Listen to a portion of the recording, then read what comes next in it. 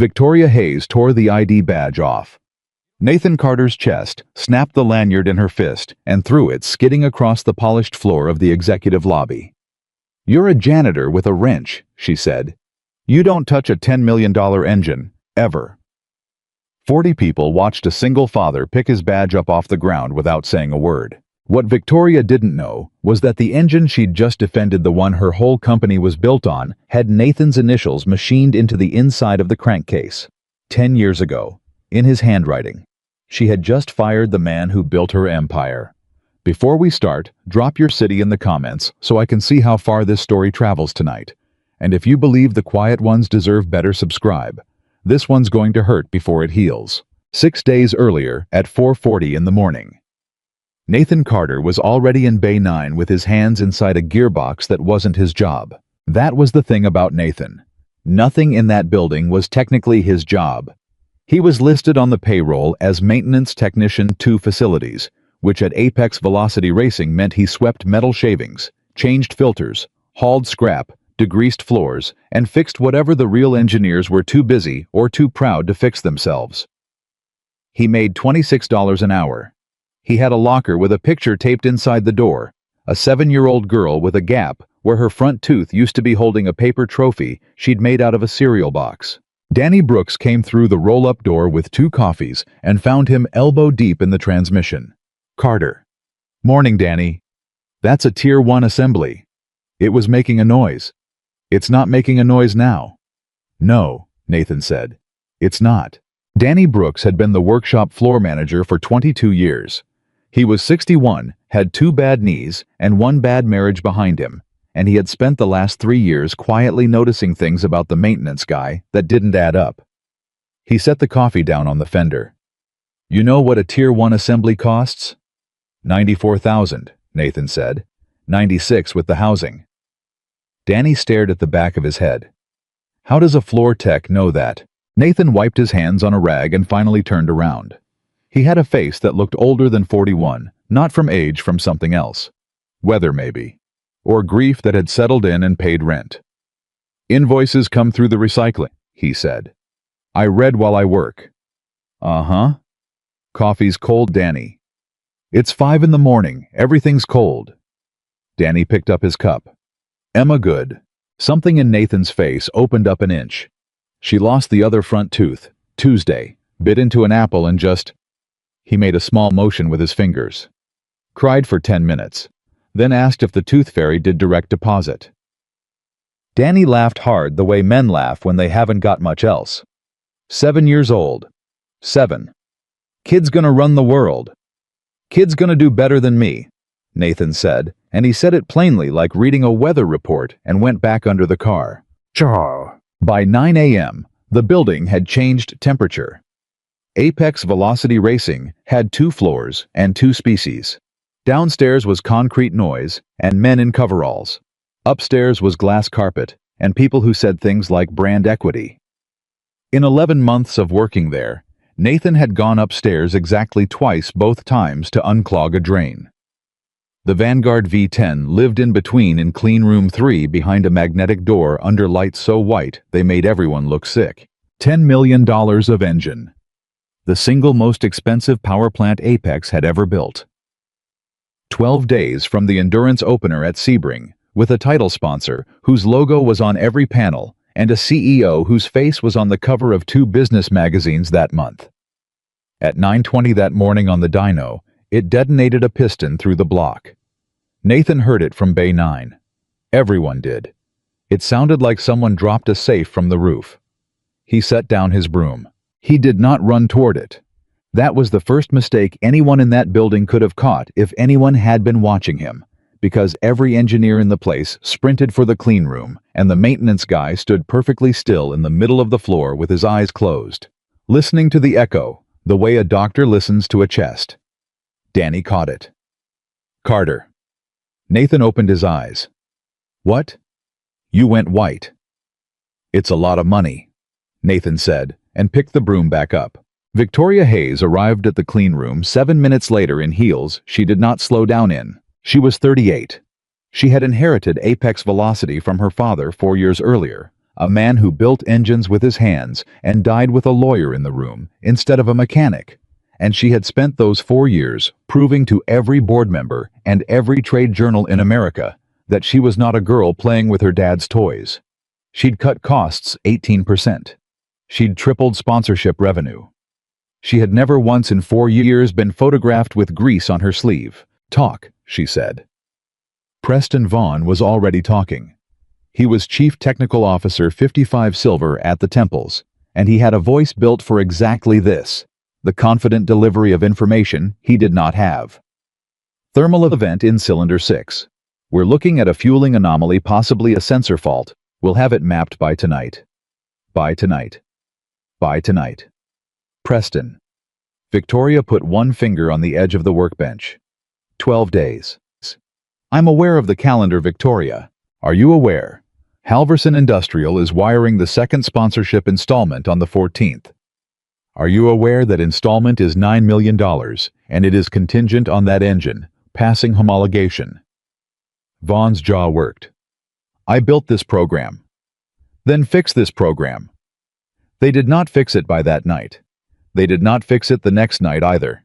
By day 3, Clean Room 3 had 11 engineers in it, 4 laptops, a whiteboard covered in fluid dynamics scrawl, and a smell of burnt aluminum that wouldn't leave. They rebuilt Cylinder 6. It failed again on the dyno at 8,400 RPM. They changed the fuel map. It failed at 8,200. They pulled the whole top end apart and put it back together with 2 junior guys working 31 hours straight, and it failed at 8,600. And Marcus Reyes, 26 years old, first real job out of Purdue, sat down on the floor with his back against the tool chest and put his hands over his face. Nathan was mopping the corridor outside when Marcus came out. "Hey," Marcus said. "Sorry, did I track something?" "You're fine. I've been in there since Tuesday." "I know." Marcus stopped. He looked at the maintenance guy the way exhausted people look at anyone who isn't yelling at them.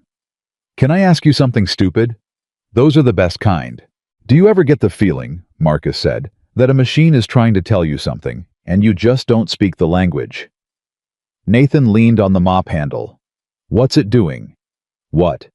"The engine. What's it actually doing? Not what the data says. What's it doing?" Marcus blinked. It's fine to 8,000. Smooth. Then between 8.2 and 8.6 it gets angry. Like something's fighting it." "Angry where?" "6. Always 6. Only 6. Only 6. Nathan nodded slowly and said nothing for about 4 seconds. Then he said, "Sounds like a fueling anomaly," and went back to mopping. Marcus walked away. He would remember that conversation for the rest of his life.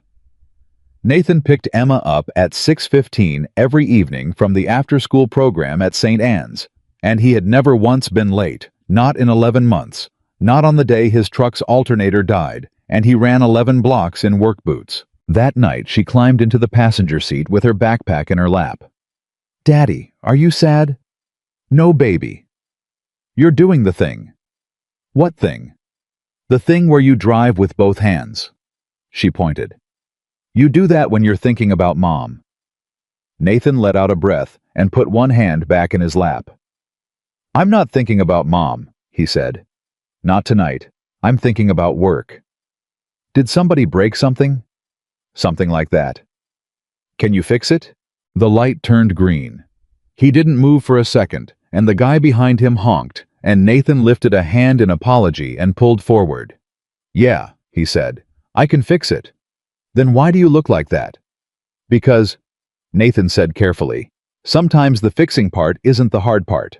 Emma thought about that the whole way home, which for a 7-year-old was about 4 minutes, and then she asked if they could have pancakes for dinner, and Nathan said yes because it was Thursday, and because he could never say no to her twice in 1 week.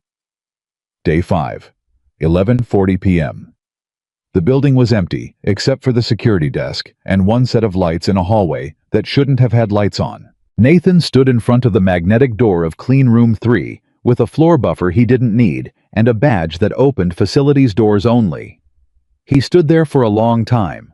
He thought about Emma's teeth and the $400 he owed the dentist. He thought about a rented duplex with a landlord who'd raised him $90 a month.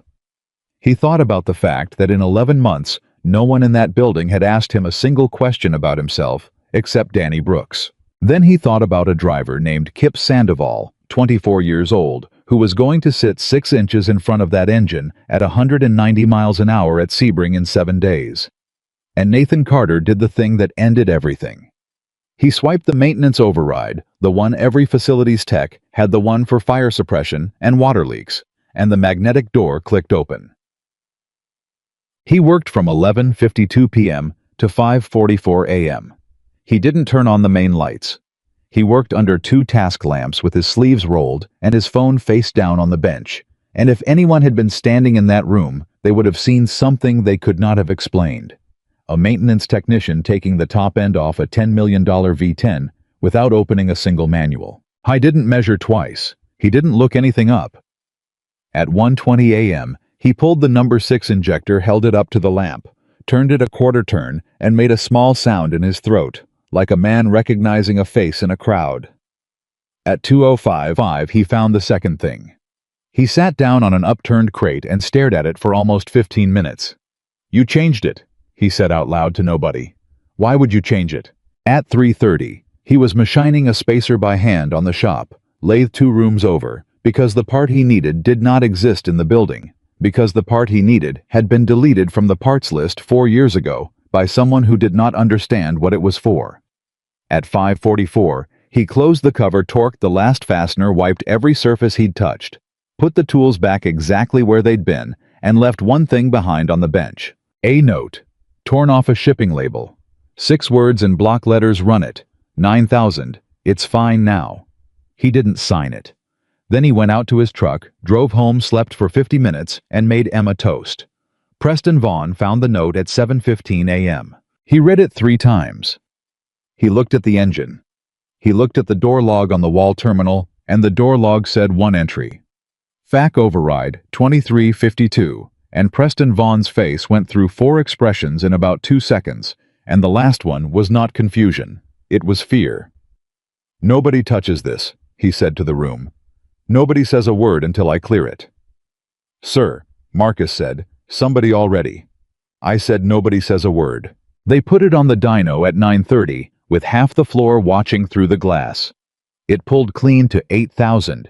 It went through 8,200 like it was nothing. 8,400. 8,600. 8,800. At 9,000 RPM, the Vanguard V10 made a sound that 3 separate men in that room would later describe independently as beautiful. And Marcus Reyes started laughing. Actually, laughing with his hand over his mouth, and a senior tech slapped the glass with both palms. And somebody upstairs must have heard it, because Victoria Hayes came down in the elevator without her jacket on, which nobody had ever seen. "Is it fixed?" Vaughn turned around. He had already decided what he was going to say. He'd had 90 minutes to decide. "It's fixed." "How?" "Fueling," Vaughn said. "Like I told you, injector geometry in 6. We were chasing the symptom instead of the source. My team stayed on it." Victoria looked at the engine, then at him. "Preston, 12 minutes ago you told my assistant you needed an extension. 12 minutes ago I hadn't confirmed the run." She held his eyes for a second longer than was comfortable. "Congratulations," she said. "Don't do that to me again." And she went back to the elevator, and Preston Vaughn breathed out.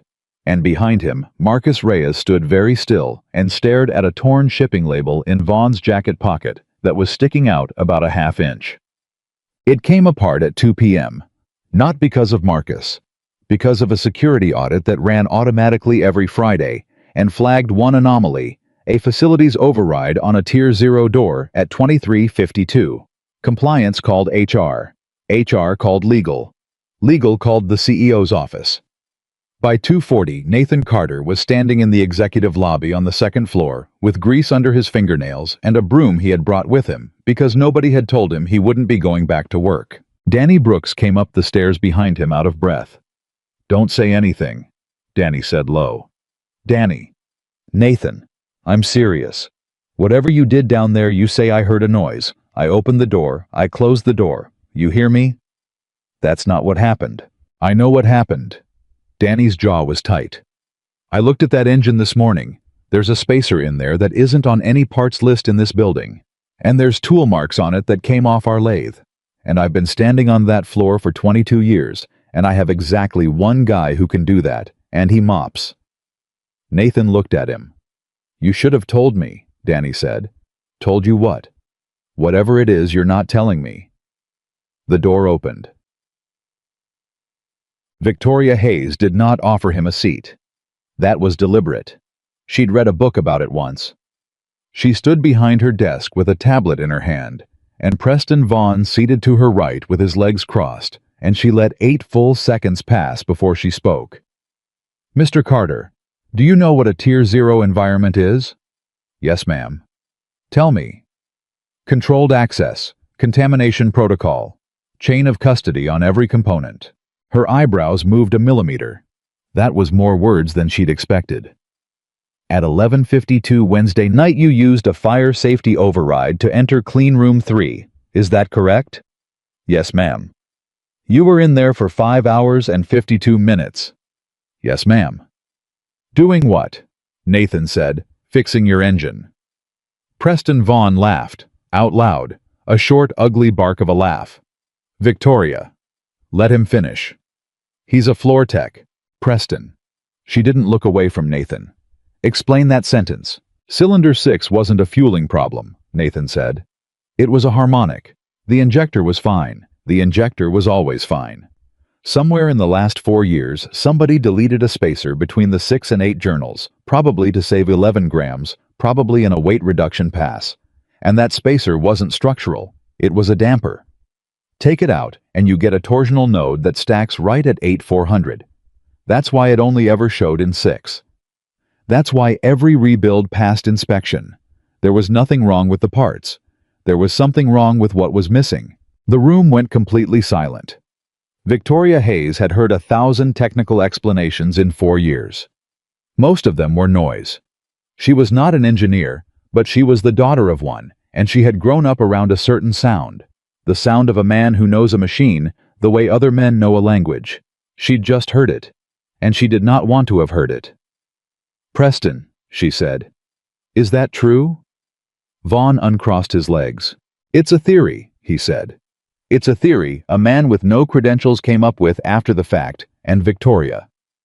I want to be very careful here because I've seen this exact thing before. Somebody breaks in, changes. One variable gets lucky, and then claims the whole solve. That engine had 11 engineers on it for 5 days. 5 days of documented work. He walked in for 6 hours. And it ran to 9,000, Nathan said. It ran to 9,000 because of 5 days of work. Then why'd you keep my note? The temperature dropped 10 degrees. Vaughn's hand went to his jacket pocket. It was an involuntary movement, and everyone in the room saw it. What note? Victoria said. There's no note. Preston, what note? There's no note, Victoria. Nathan didn't press it. That was the thing about him that would take Victoria Hayes 11 more days to understand. He didn't push. He never pushed. He stated a thing once and then let it sit there and rot in the open air, and if you didn't pick it up, that was your business.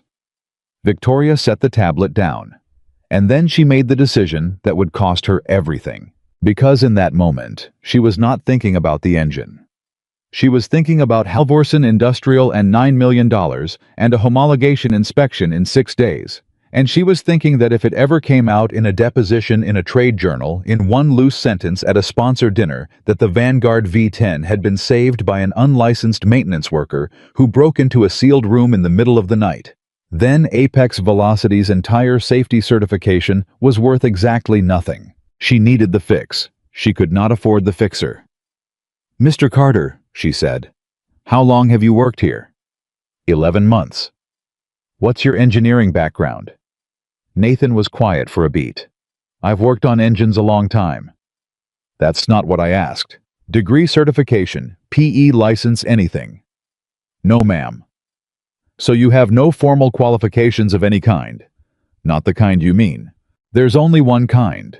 She came around the desk.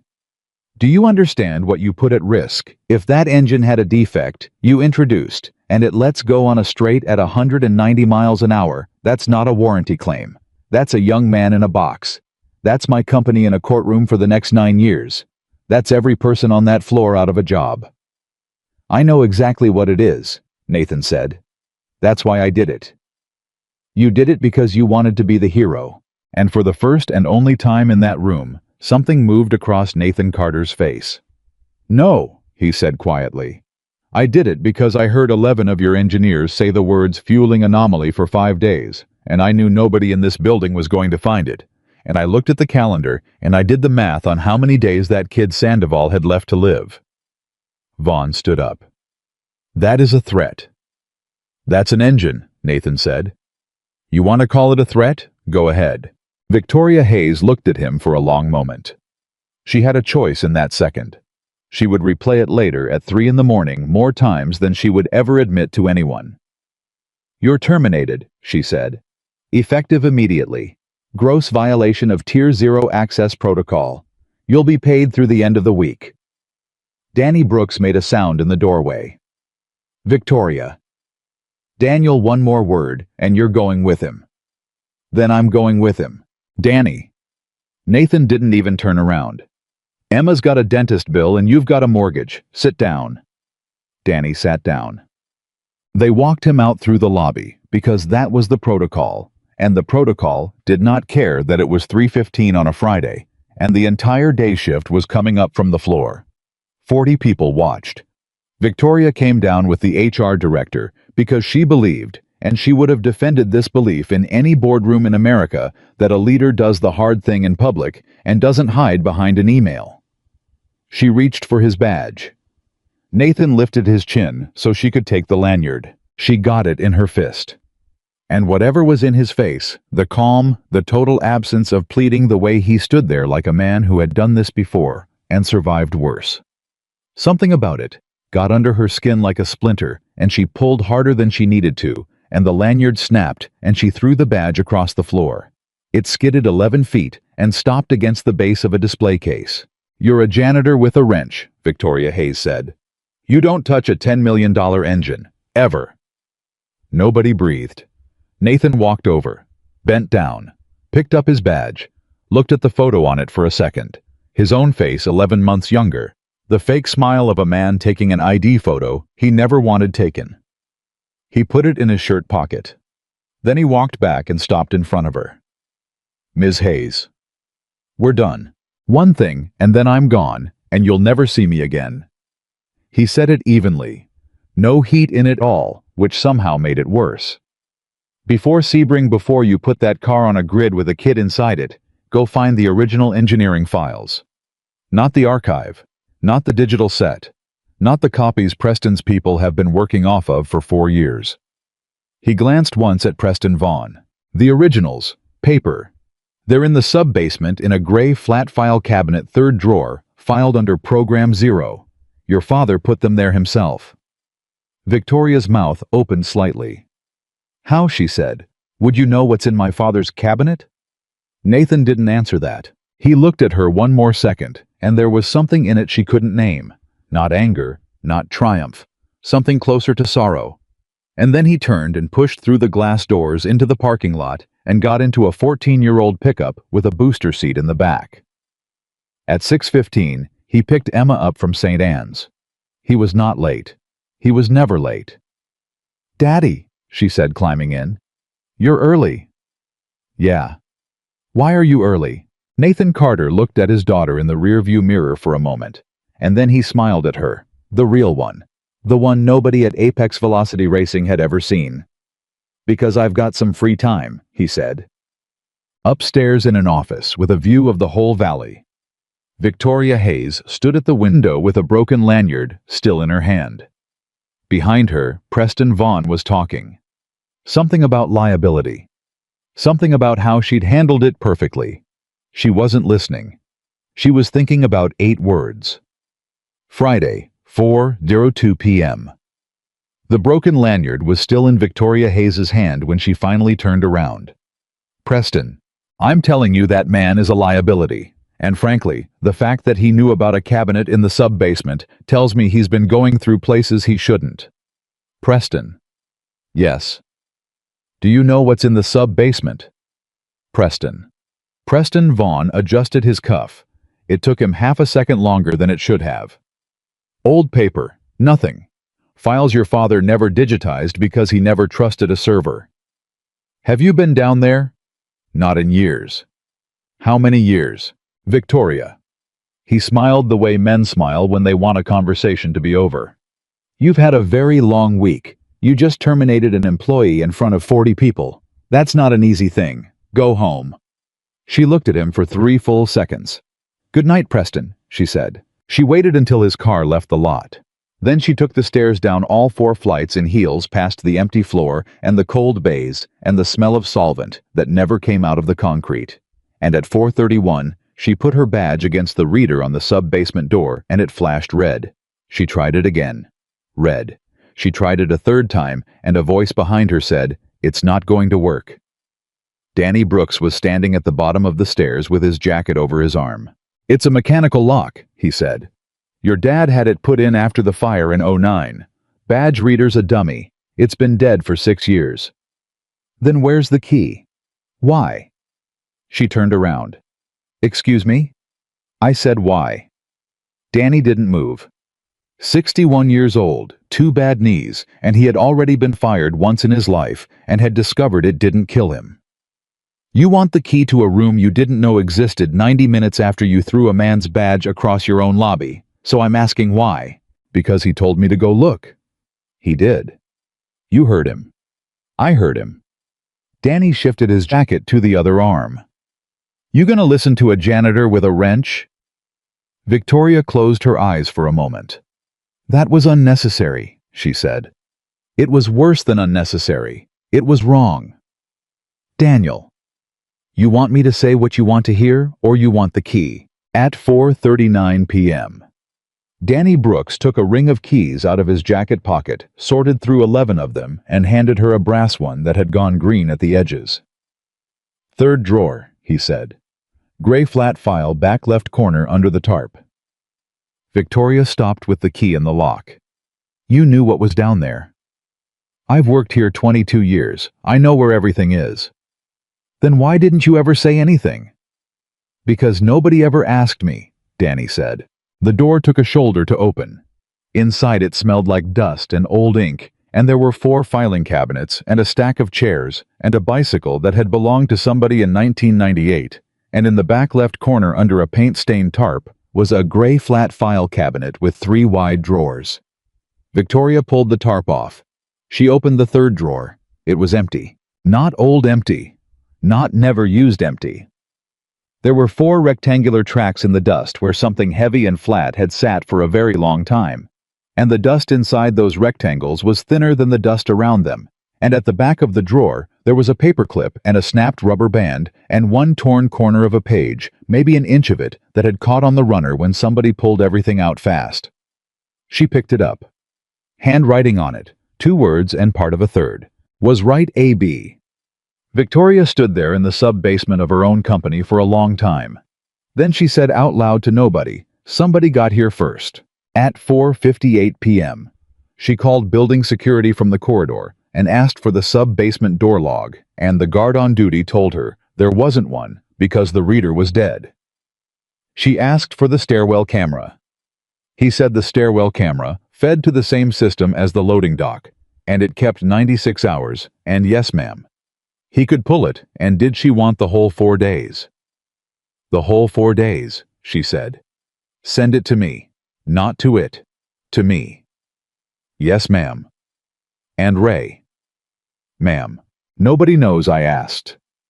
12 miles away, at 5:20 that evening, Nathan Carter was standing in a kitchen with 3 eggs, half a bag of flour, and a 7-year-old sitting on the counter with her heels drumming against the cabinet door. You said Thursday was pancake night. It was. It's Friday. I'm aware. So why is it pancake night again? Nathan cracked an egg one-handed. Because I said so. That's not a reason. It's the oldest reason there is. Emma considered this. She had a way of considering things that made her look exactly like her mother, and Nathan had learned over 3 years to keep his hands busy when it happened. "Daddy," she said, "did you get fired?" The whisk stopped for about a quarter of a second. "Who told you that? You picked me up early. You never pick me up early, and you're making pancakes on the wrong day." She shrugged. "And you keep looking at the mail." Nathan set the bowl down. "Yeah," he said. "I got fired." "Did you do something bad?" "I did something against the rules." "Is that the same thing?" "No," he said. "It isn't. But sometimes people can't tell the difference, and when they can't, you don't get to argue with them. You just go home and make pancakes." Emma frowned. "That's not fair." "No." "Why didn't you tell them?" "Tell them what, baby?" "That you're the best one." She said it like it was obvious, like she was explaining that water was wet. "You're always the one who fixes it. At the apartment you fixed Mrs. Nolan's heater, and the man from the company couldn't. You fixed my bike. You fixed the ice machine at the Shell station, and they gave you free coffee for a month." Nathan laughed, and it caught in his throat halfway. "Why didn't you tell them you were important?" He turned the burner down. He took a long moment. "Because being important and being valuable are two different things," he said. "Important is what people call you. Valuable is what you actually do when nobody's calling you anything at all. One of those you can lose in an afternoon. The other one you keep." Emma thought about that. "That's a lot of words for no," she said. "Yeah," Nathan said. "It is." At 6:47 p.m., his phone rang from a number he didn't know. He almost didn't answer it. He was 3 pancakes in, and Emma was singing to herself, and the ringer went twice before he picked it up. "Hello. Is this Nathan Carter?" "Who's this?" "My name's Marcus Reyes. I work at Apex. Worked with you, sort of. You mopped outside the clean room, and I asked you a stupid question about a machine trying to tell me something." Nathan closed his eyes. "You shouldn't be calling me son." "I know." "How'd you get this number?" "Danny." "Of course you did." "Mr. Carter, I have to tell you something and then you can hang up on me." Marcus was talking fast, the way people talk when they've rehearsed it in a car. "I took a picture of your note, Wednesday morning, before Vaughn picked it up. I don't know why I did it. The door log said facilities override, and everybody was pretending that was a glitch, and I took a picture." Nathan didn't say anything. "Sir, I'm sitting outside the building right now, and I'm looking at a photograph of a shipping label that says, Run at 9,000. It's fine now, and it's in handwriting that isn't anybody's on my team. And this morning I watched Preston Vaughn tell the CEO of this company that his people solved it. You should delete that picture." "What?" "Delete it, Marcus." "Why?" "Because you're 26, and you've got a career, and I've got nothing left to lose, and those are not the same position to stand in." Nathan lowered his voice and stepped away from the kitchen. "Listen to me. Whatever's happening in that building, it's been happening for a long time, and it's got nothing to do with you. Go to work Monday. Do your job." There was a pause on the line.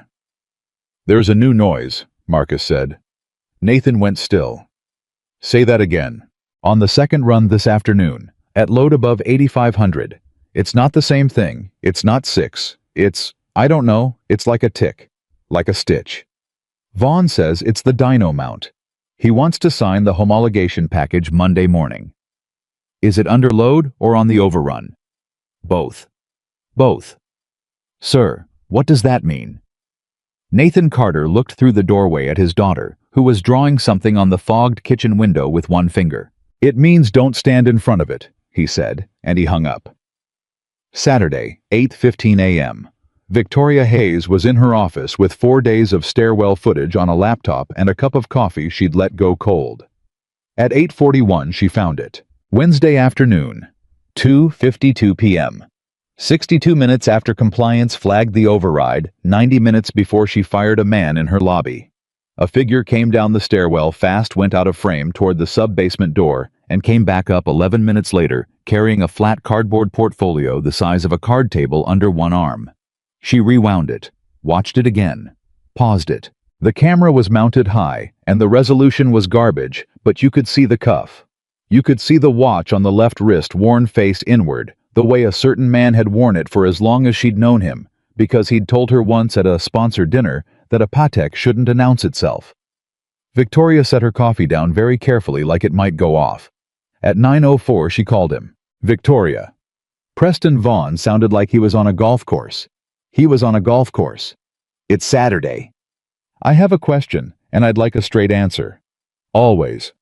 When was the last time you were in the sub-basement? There was wind on the line, 3 seconds of it. I told you, years. Preston, I'm looking at you on camera Wednesday at 2:52 in the afternoon. 4 seconds this time. Then he laughed, warm, easy, the laugh of a man who has been in rooms his whole life. Oh, for God's sake, yes, Wednesday. I went down to pull the legacy homologation binders because if that engine was going to be questioned, I wanted the paper trail from the first generation. Which, by the way, was exactly the right instinct, because on Monday, I'm going to be signing a package that Halverson's people will tear apart line by line. You told me you hadn't been down there in years. You asked me on the worst afternoon of my quarter. I misspoke. You misspoke. Victoria. His voice dropped into the register he used when he wanted to sound like her father. I have run technical for this company for 11 years. I have never once put you in a position you couldn't defend. Are we really doing this because a maintenance worker said a spooky sentence on his way out the door? She looked at the torn corner of paper on her desk. 2 words and part of a third. Where are the files now? In my office. I want them. Monday. Now. Victoria, I'm on the 12th hole. Then finish your round, she said, and bring me every page you took out of that drawer, and Preston, I'm going to count them. She hung up before he could answer. At 10:20 that morning, she went down to the floor. It was Saturday, and there were 4 people working, and every one of them stopped when she came through the door, and she felt the temperature change the way you feel a cloud go over. And it occurred to her for the first time in 4 years that these people were afraid of her, and that she had always assumed that was respect. Danny Brooks was at the parts counter. It was empty, she said. Figured. You knew it'd be empty. I knew somebody's been nervous since Wednesday, and it wasn't you. Danny put down his clipboard. You want to tell me what you're looking for now, or you want to keep doing this one question at a time? I don't know what I'm looking for. That's the first honest thing anybody upstairs has said to me since your father died. Victoria let that land. She'd taken worse hits that week. Danny, how long have you known what? That he wasn't a maintenance tech. Danny leaned on the counter. I didn't know anything, he said. I noticed. There's a difference. He held up one finger. First week he's here, we've got a Tier 1 gearbox that 3 guys can't get the main shaft out of. He walks by, doesn't stop walking, and says, try heating the case, not the shaft. Which is right, and which is backwards from what the manual says, and which nobody on this floor knows, except guys who've built one from scratch. Second finger.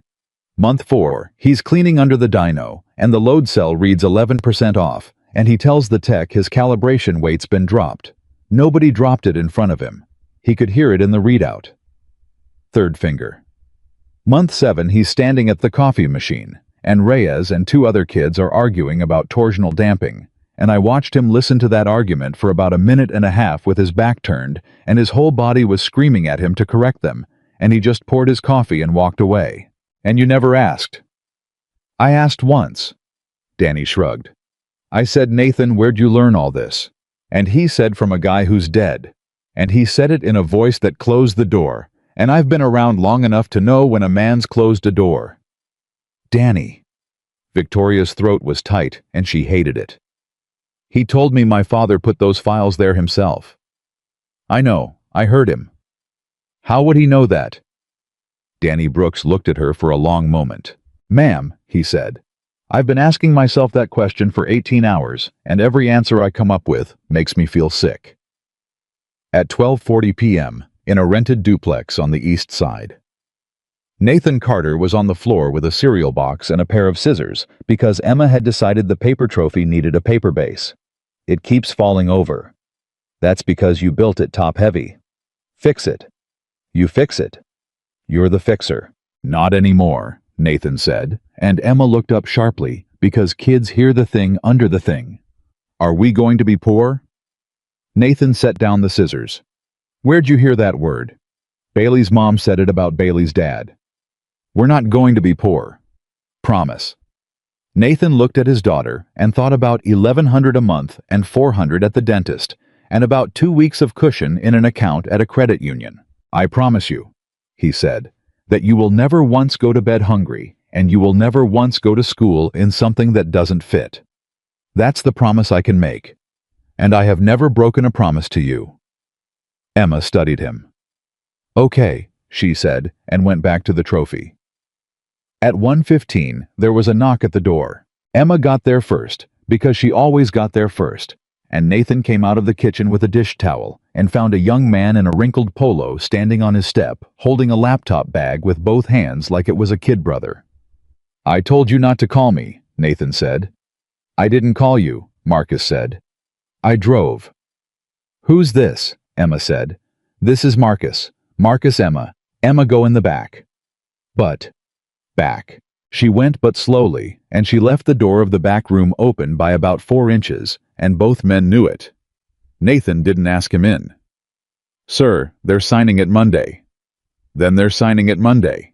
There's a tick in the number 4 bank, and Vaughn is calling it a dyno mount, and I have run the mount 4 separate ways, and it is not the mount.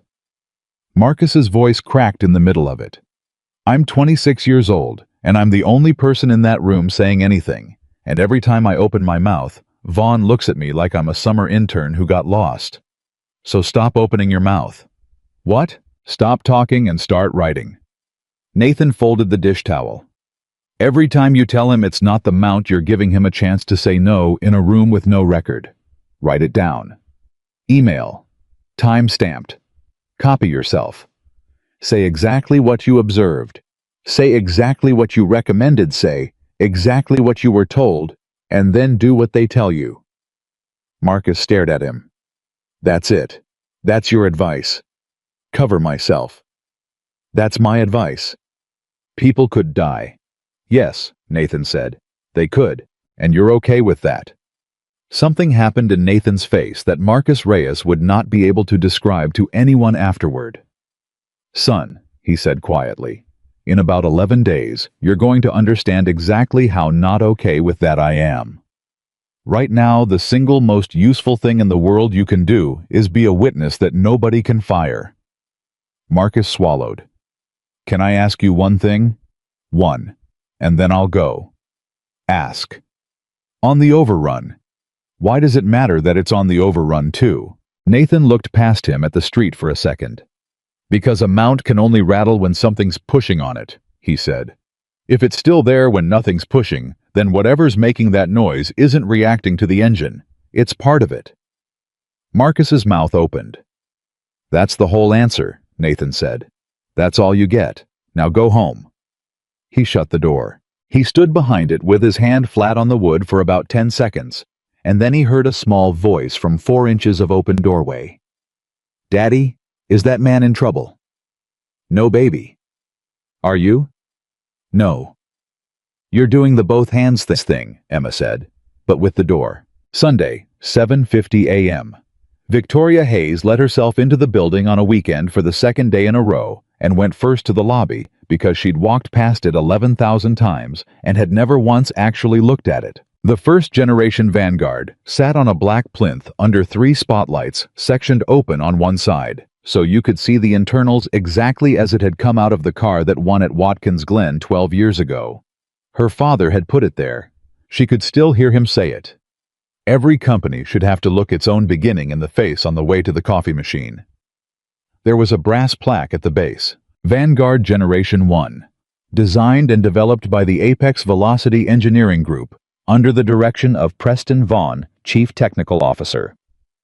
Victoria had read that plaque 1,000 times.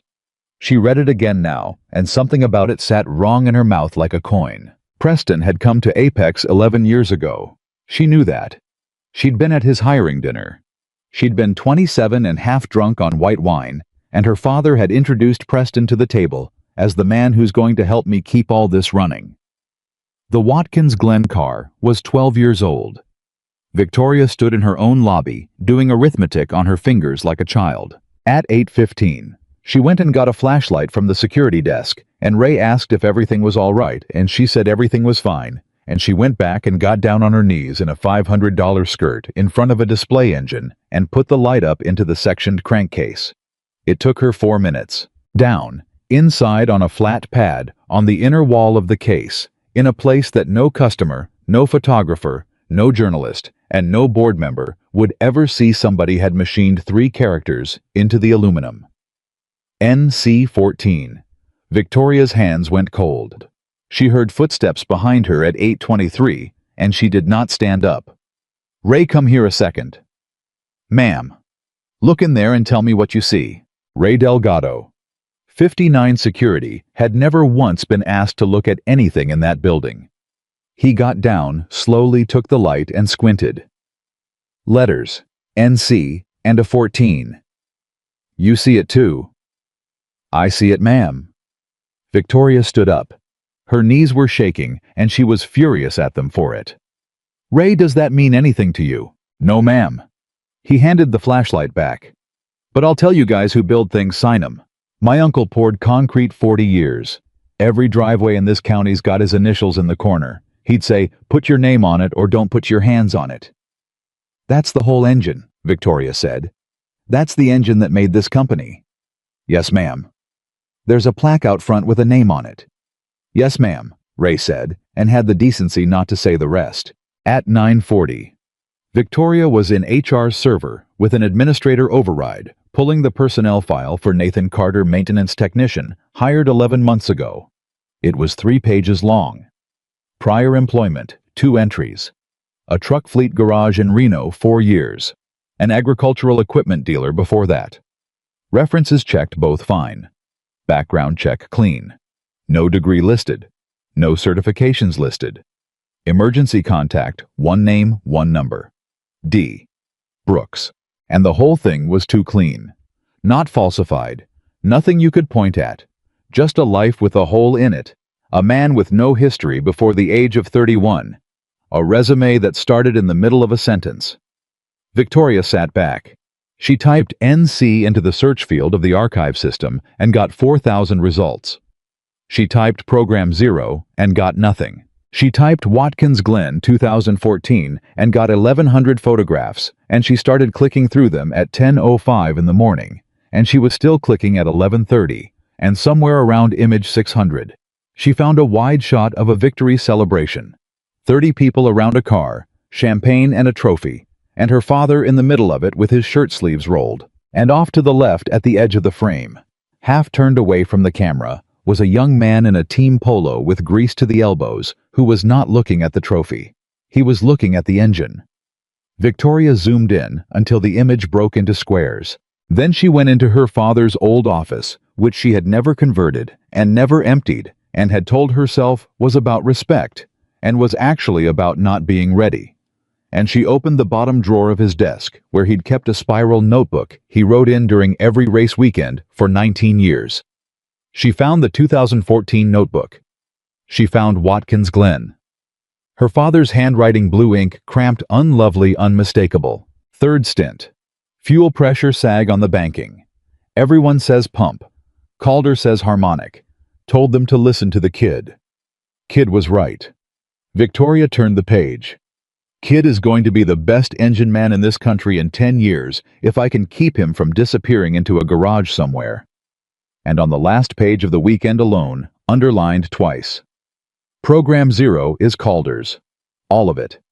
Whatever happens, remember that. Victoria Hayes sat on the floor of her dead father's office with a notebook in her lap at 12:14 on a Sunday afternoon, and she said the name out loud into an empty room, and it came out barely above a whisper. Calder. Sunday, 12:31 p.m. Victoria Hayes typed the name into the archive search field with 2 fingers because her hands weren't steady. Calder.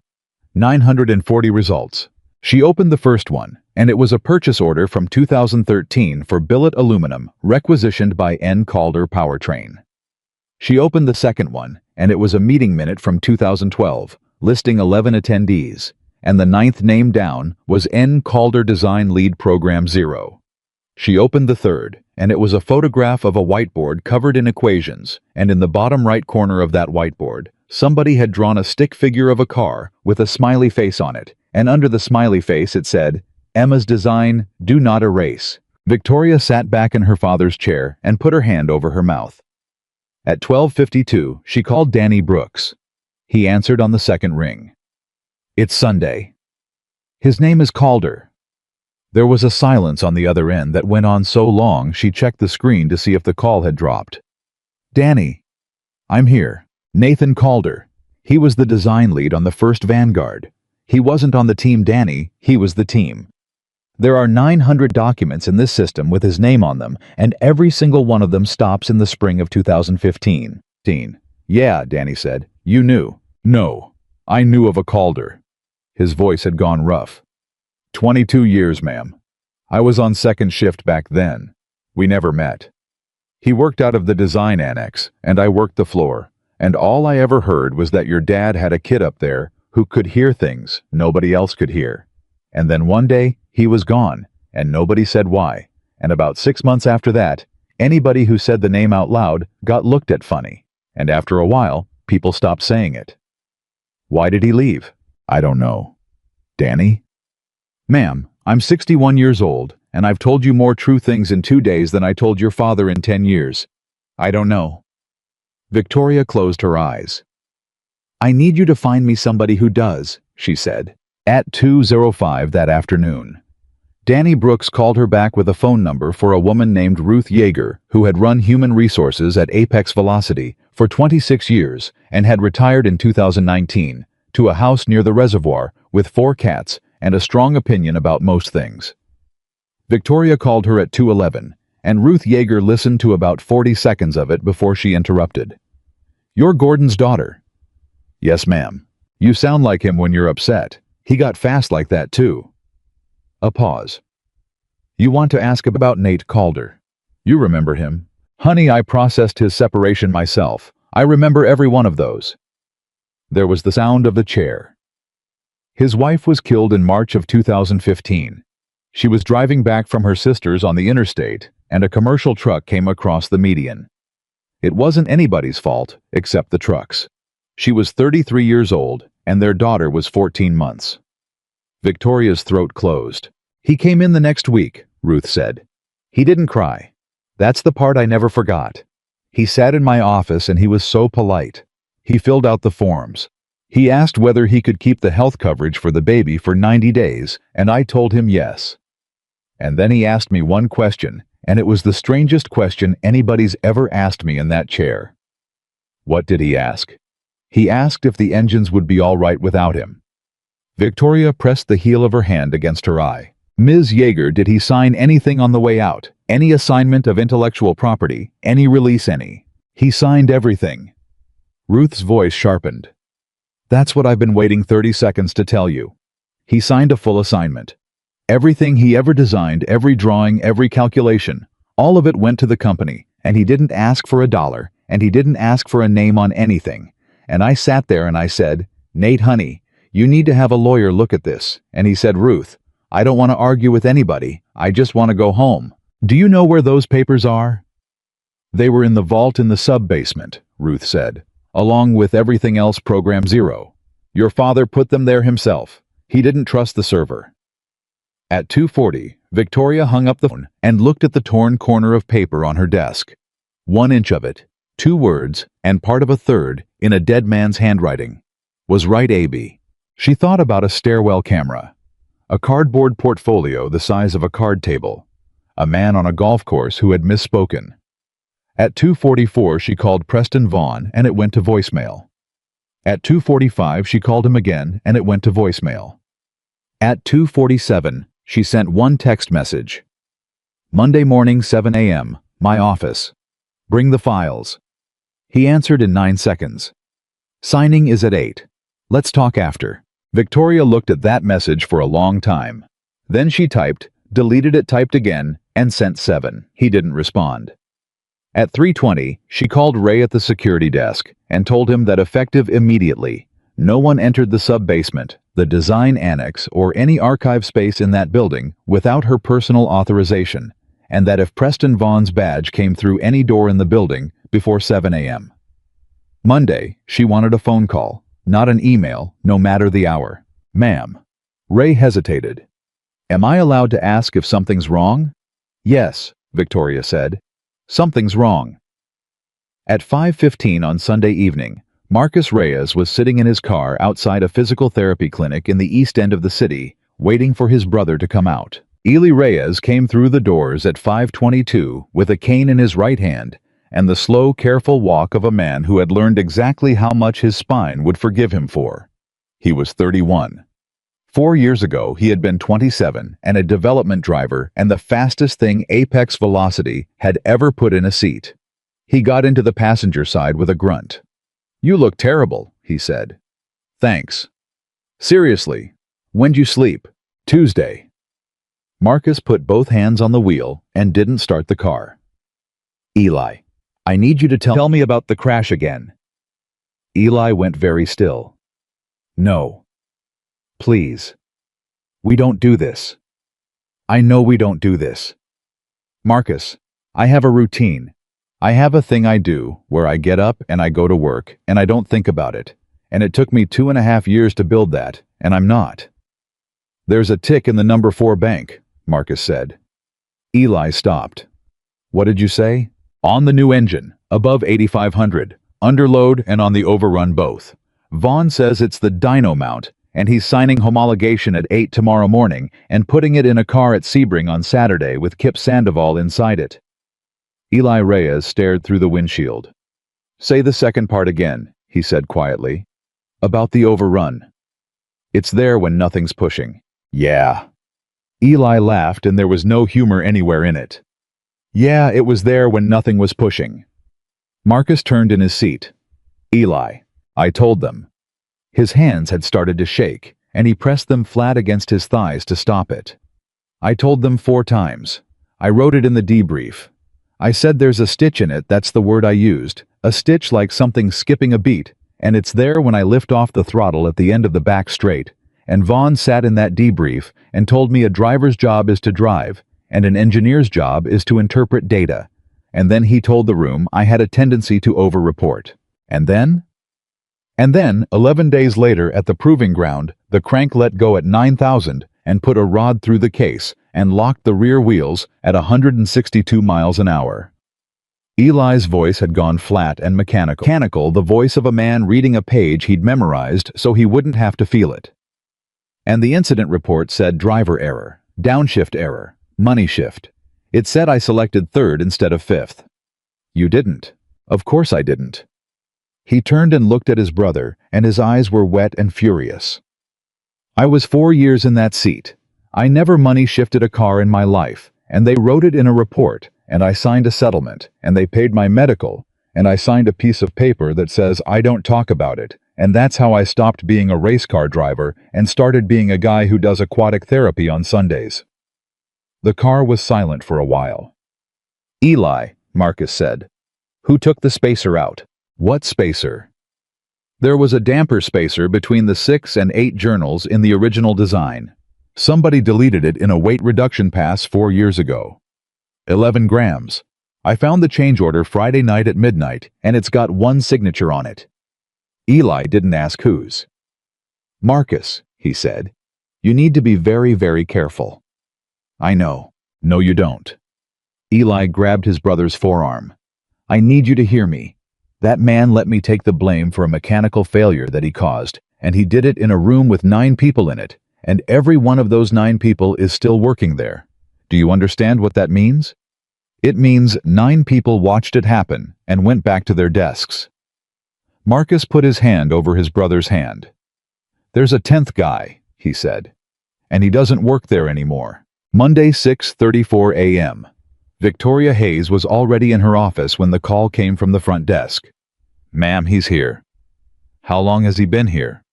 Since 5:50. Where? He went up to his office and he's been there since. Ma'am, he had a bag. What kind of bag? A duffel. The kind you'd put files in. Victoria stood up. At 6:41, she opened the door of Preston Vaughn's office without knocking and found him at the shredder. He didn't stop when she came in. That was the thing that undid her later when she went over it. He glanced up, saw the CEO of the company standing in his doorway at 20 minutes to 7 in the morning, and he fed another page into the machine. "You're early," he said. "Preston. I'm cleaning out 11 years of duplicates." Another page. "Do you have any idea how much redundant paper accumulates in a technical office every revision, every superseded print?" "Stop. Victoria." I said stop. He stopped.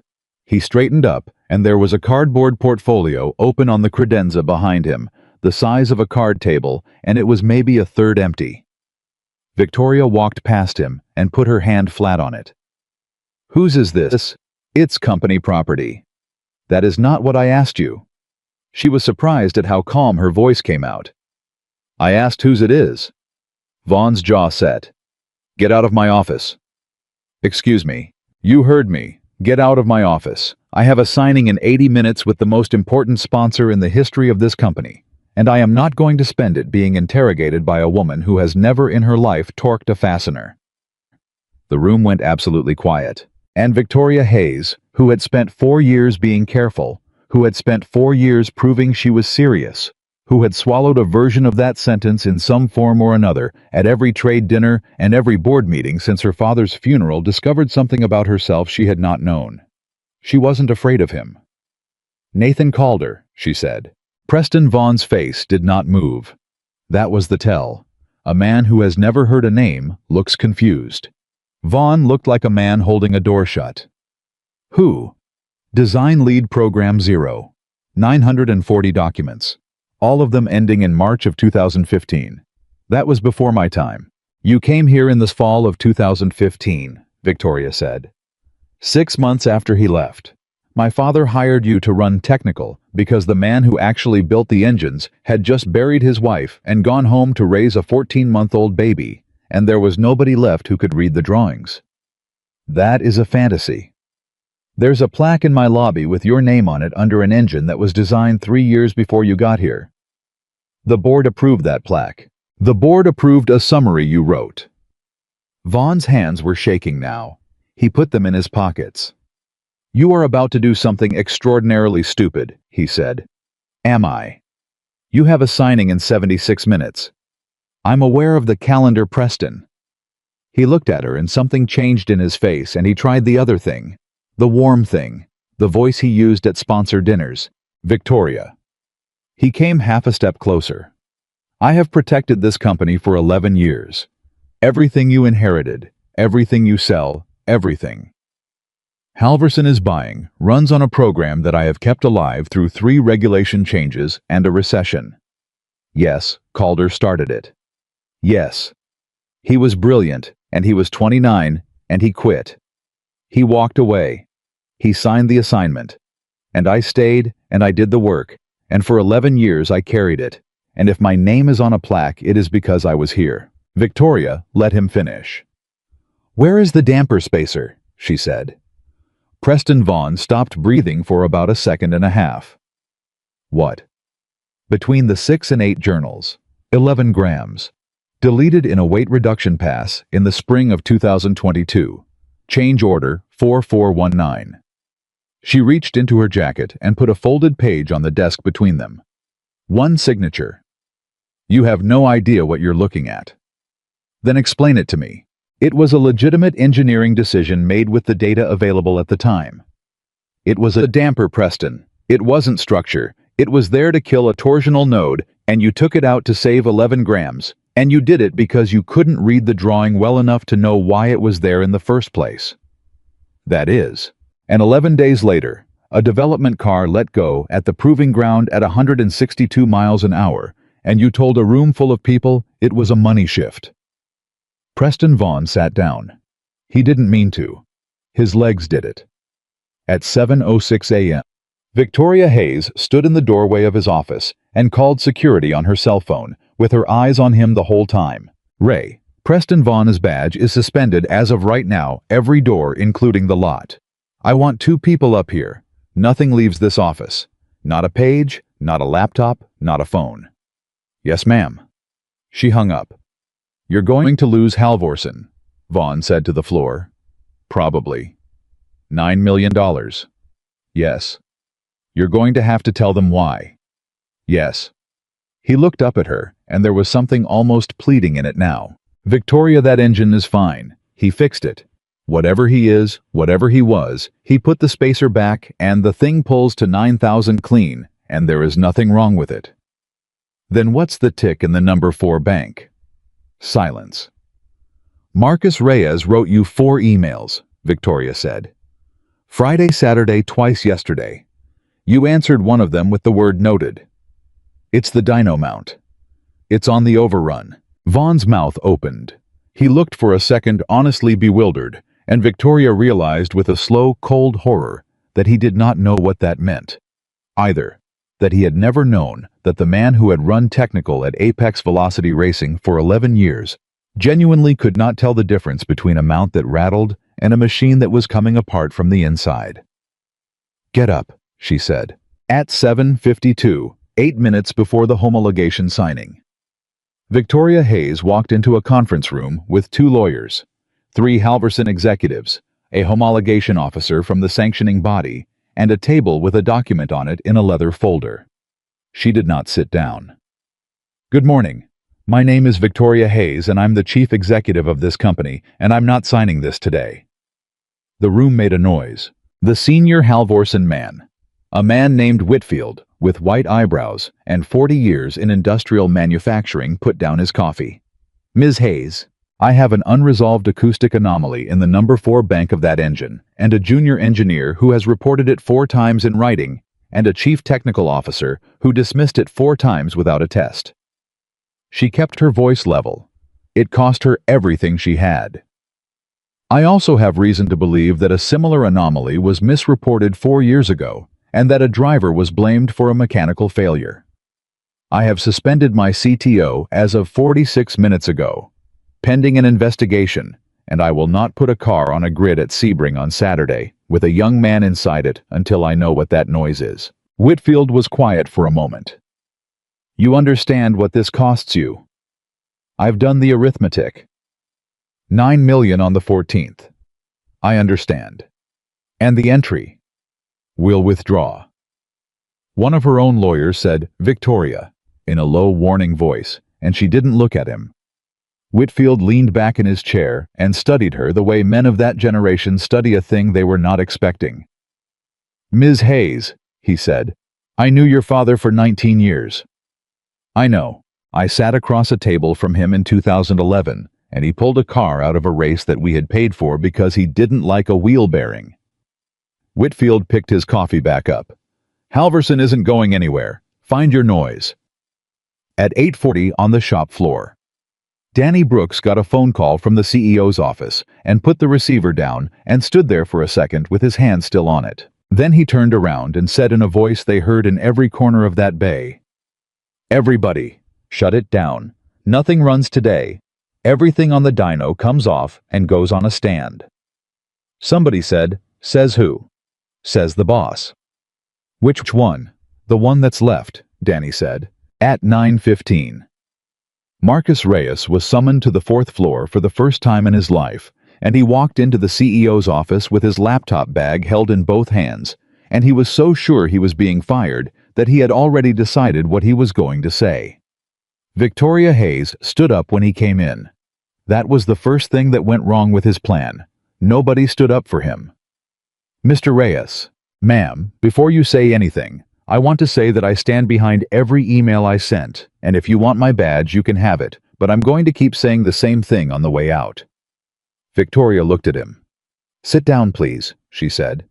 I want you to tell me everything you know about a maintenance technician named Nathan Carter, and then I want you to tell me about your brother.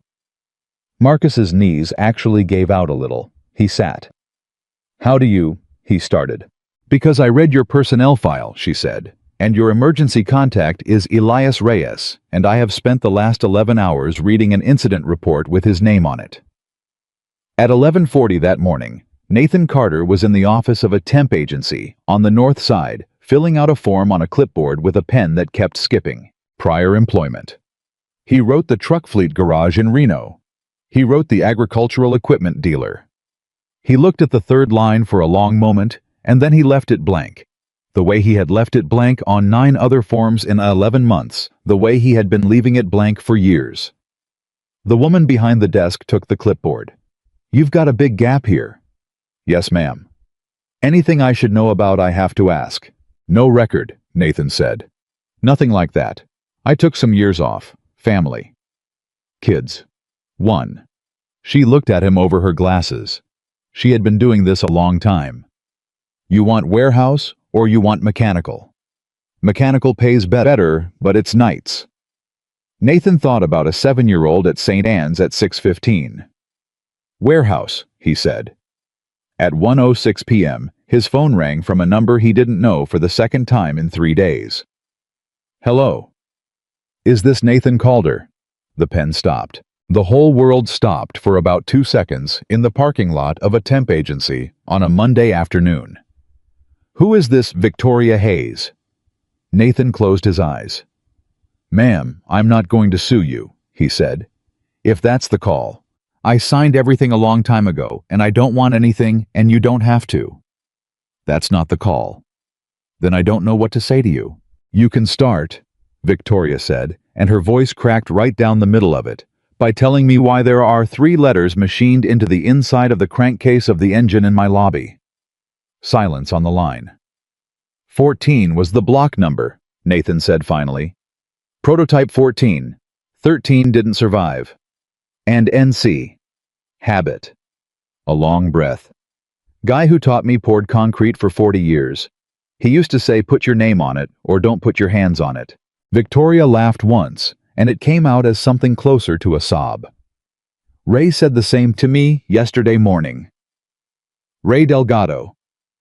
"You know him." "He's been on that desk 11 years, Nathan said. "He's got a granddaughter with a heart thing. He asks about Emma every single morning. He's the only one in that whole building who knew her name."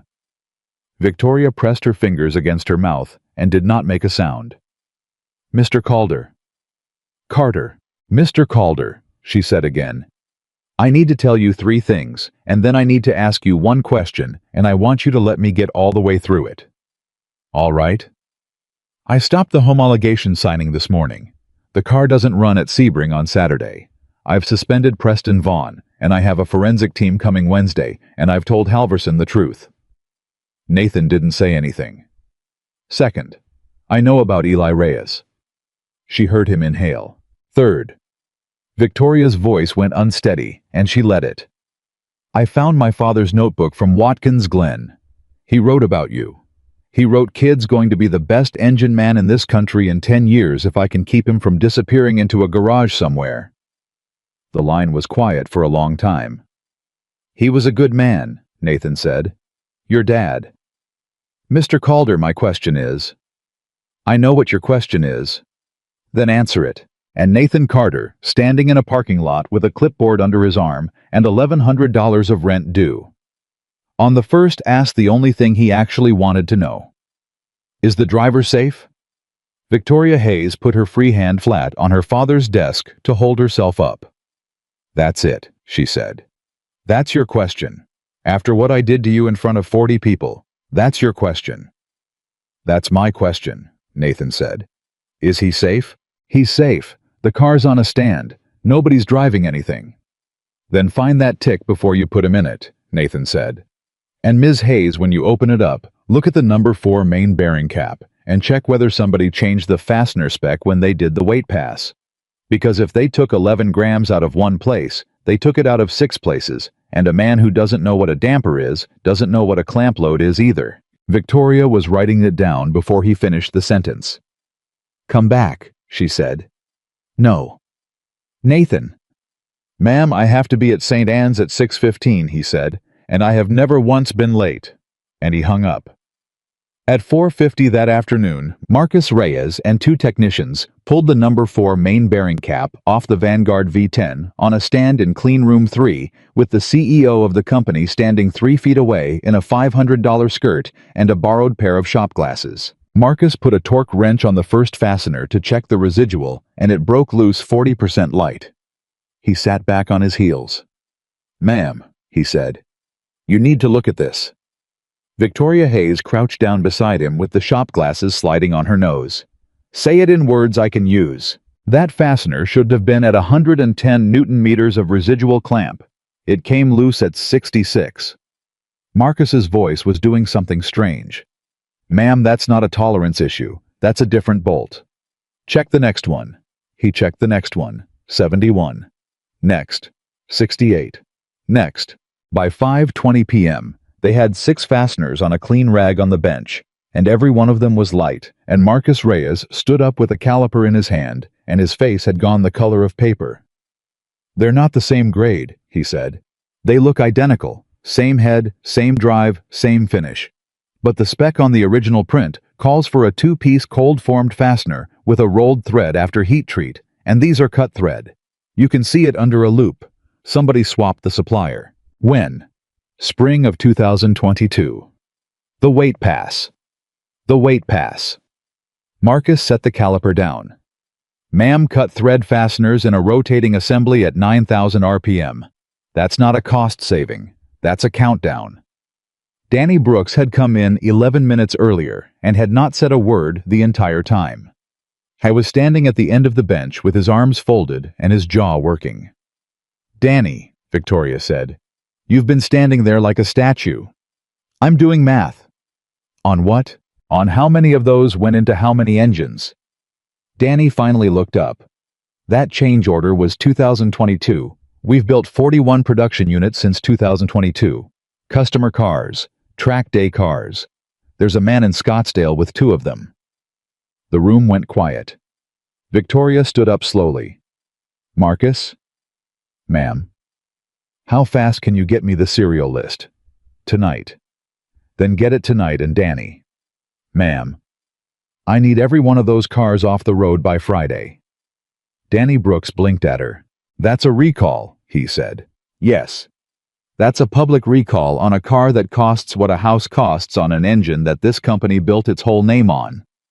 That's a front page in every trade paper in the country, and probably the real papers too. I'm aware.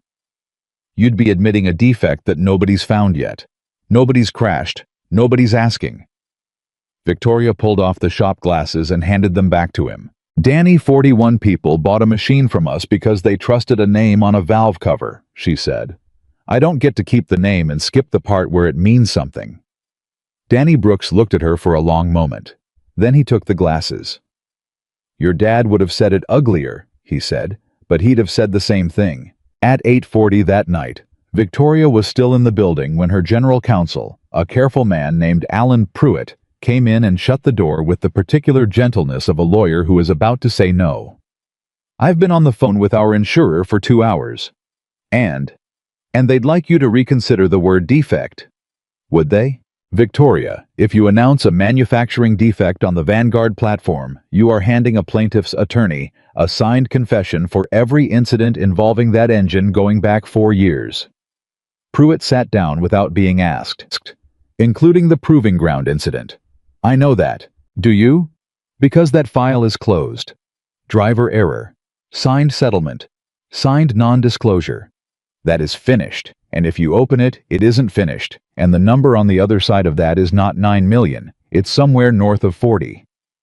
Alan, I'm not finished. There's a second thing, and it's worse. He set a folder on her desk. Preston Vaughn's employment agreement has an indemnification clause. Your father's lawyers wrote it in 2015 to attract a senior technical officer away from a competitor. If you terminate him for cause, and he contests it, this company pays his defense, out of our pocket, against ourselves. Victoria looked at the folder and didn't open it. How much of the last 2 days did you already know about? She said. Pruitt's face flickered. Excuse me. You've had the incident report in your files for 4 years.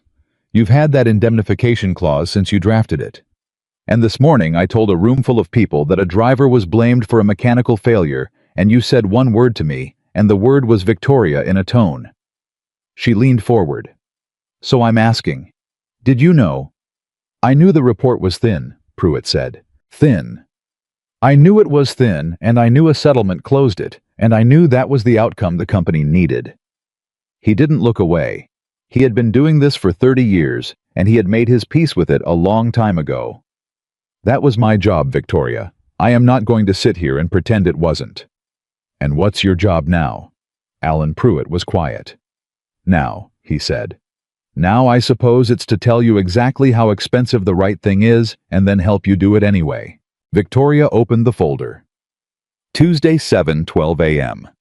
Kip Sandoval walked into the conference room in a team polo and jeans with his sunglasses pushed up in his hair. 24 years old, 3 weeks out from the biggest race of his life, and he sat down across from the chief executive of Apex Velocity Racing and said, "So am I fired, or are we not racing? Because those are the only two versions I came up with on the drive." "We're not racing," Kip exhaled. "Okay, why?" "Because if you had driven that car at Sebring on Saturday, I believe the engine would have failed." He laughed. It was a reflex, the laugh of a kid who has been told his whole life that machines are somebody else's problem. "Ma'am, engines fail. That's like the job." "Not like this." "Then tell me like what?" Victoria slid a photograph across the table. 6 fasteners on a rag.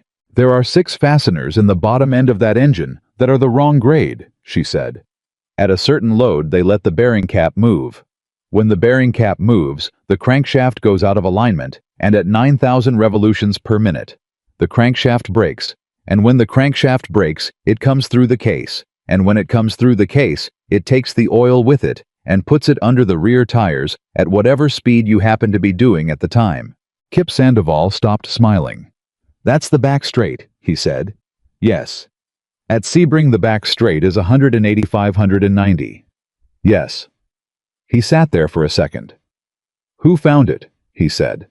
"A 26-year-old engineer named Marcus Reyes found the fasteners yesterday afternoon." "And who told him where to look?" Victoria hesitated for the first time in the conversation. "A maintenance technician," she said, "that I fired in the lobby on Friday in front of 40 people. Kip Sandoval stared at her. "The mop guy," he said. "You knew him. Everybody on the floor knew him. He's the guy who—" Kip stopped. He rubbed the back of his neck. "Okay, this is going to sound stupid.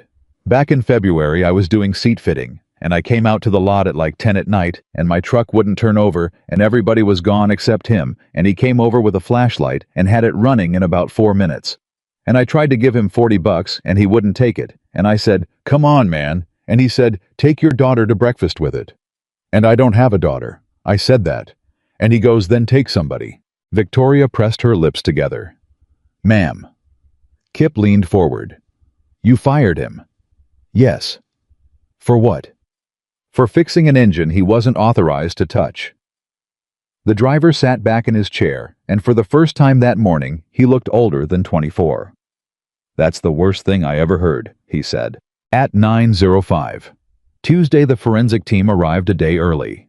4 people from an independent lab in Indianapolis, and by 10:30, they had confirmed what Marcus found and had started pulling every fastener on both banks. At 10:52, Victoria got a call from Ray at the front desk. "Ma'am, Mr. Vaughn is in the lot. His badge is suspended." "Yes, ma'am, it's suspended. That's how I know he's in the lot. He tried it at the gate 4 times. A pause. "Ma'am, he's out of the car. He's just standing there." Victoria looked out her window and down 4 floors, and there he was, a man in a golf jacket standing beside a German sedan in a parking space with his name painted on the curb, looking up at a building he had walked into every morning for 11 years. "Ray, is he alone?" "There's a lawyer in the passenger seat, ma'am." "Send them to the small conference room, not my floor. And Ray, I want you standing in the hallway the entire time." "Yes, ma'am." At 11:20. Preston Vaughn sat down across from her with an attorney beside him and put both hands flat on the table. "Before he says anything," Vaughn said, nodding at his lawyer, "I want to say something, and I want you to hear it as a man and not as a defendant. Preston, 11 years.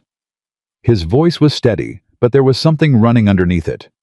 3 regulation packages, 2 engine formula changes, a recession where your father cut 40% of this staff, and I kept a program alive on nothing. I did that. Nobody's saying you didn't work. No, you're saying I couldn't read a drawing." His jaw flexed. "Do you know what it is to inherit somebody else's genius?" To walk into a building where every man on that floor tells you a story about a kid who could hear a bearing go bad from across a shop. For 11 years, I have been compared to a ghost, Victoria. So you deleted him. I did my job. You deleted him from a plaque, and then you deleted a damper you didn't understand, and then you deleted a driver's career to cover it. That is not. Preston. I'm going to ask you one question, and if you lie to me, I'll know, and it will be the last conversation we ever have that isn't through him. She pointed at the lawyer. 11 months ago, an application came in for a maintenance position from a man named Nathan Carter. Vaughn went still. Facilities hires don't come to the CTO, Victoria said. They don't go anywhere near you. There's no reason for your name to be on that file. But I pulled the approval log Sunday night, and there's an override on it, and the override is yours. The lawyer put a hand on Vaughn's arm. Preston, he said quietly. Vaughn ignored him. Yes, he said. Victoria felt the floor tilt. You knew. I knew the day the application came through. He was looking at the table. Same handwriting on the signature line. Same address in the county. Nathan Carter, no degree, 4 years at a truck fleet in Reno. And I sat in my office with that piece of paper for about an hour. And you hired him. I approved him into facilities. Vaughn's voice had dropped. You want to hear the worst of it? Say yes, because I'm going to say it either way. I could have blocked it. It would have taken 30 seconds. But I thought if he's on the payroll, I know where he is. I know what he's touching. He's in a jumpsuit pushing a broom on the far side of the building, and every morning I get to walk past him, and he doesn't say anything, and every morning I know I'm still standing, and he isn't. The room was completely silent. You kept him, Victoria said, so you could see him small. I kept him, Vaughn said, because I was afraid of him. Those are the same thing. I just didn't know it for 11 months. His attorney closed his eyes. Victoria stood up. She had to. Preston, I'm terminating you for cause as of this morning, she said. I'm reporting the fastener substitution to the sanctioning body and to the safety board by Friday.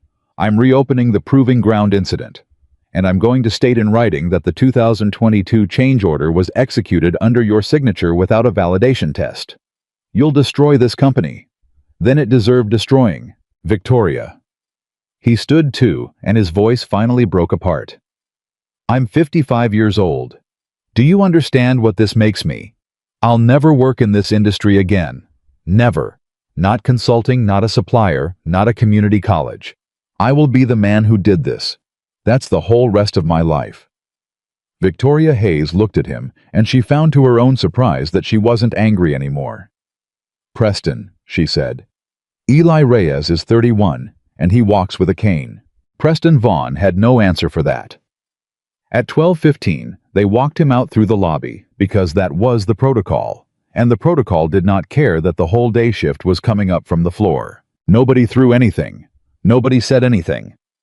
40 people watched a man in a golf jacket carry a cardboard box past a display engine with his name on the plaque under it, and when the glass doors closed behind him, one of the young techs at the back said not loud, "That's for the mop guy."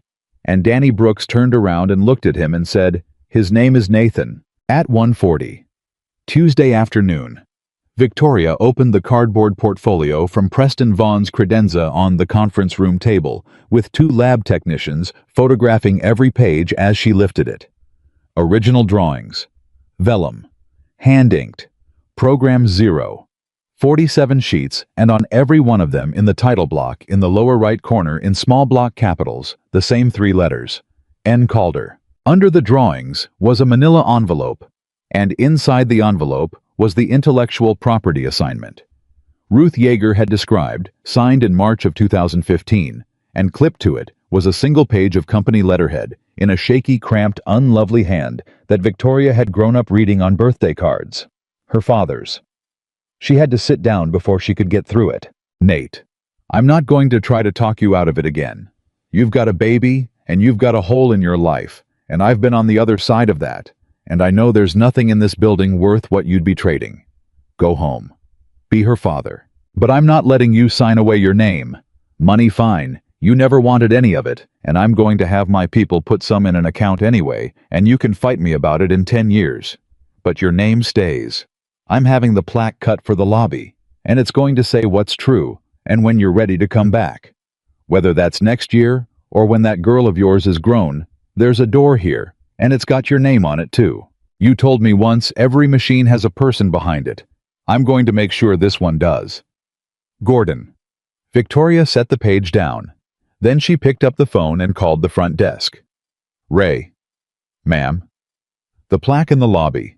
Do we have a record of when it was installed? Ma'am, I've been here 11 years, and it went in about a year after I started. I remember because they did it on a Sunday. Do you remember who was there? Mr. Vaughn was there. He supervised it. Was my father there? A pause. No, ma'am, Ray said. Your father was in the hospital that month. That was the first time. Victoria Hayes sat alone in a conference room with 47 vellum drawings and a letter from a dead man, and understood finally and completely that her father had ordered a plaque with Nathan Calder's name on it and had gotten sick, and that in the 6 weeks he was gone, another man had walked into the fabrication shop with a revised text and had it cut in brass. At 3:30, she called Marcus Reyes. Where's your brother right now? Ma'am. Eli. Where is he? He does aquatic therapy Tuesdays. He'll be home by 5. Marcus, I need you to ask him if he'll see me tonight, and I need you to tell him that he does not have to, and I need you to tell him that whatever he says, nothing changes. The report is being retracted either way. That's not a bargaining chip, and I don't want him to think it is. There was a long silence on the phone. Ma'am, Marcus said, and his voice had gone thick. Can I say something out of line? Please. You could have buried this in about 4 different places, and I watched you not do it in all 4. At 6:50 that evening, Victoria Hayes sat in a small living room in the East End with a cup of tea. She didn't want across from a man with a cane leaning against the arm of his chair, and she said the words she had written out in the car and then thrown away. Mr. Reyes, the incident report was wrong. You didn't miss a shift.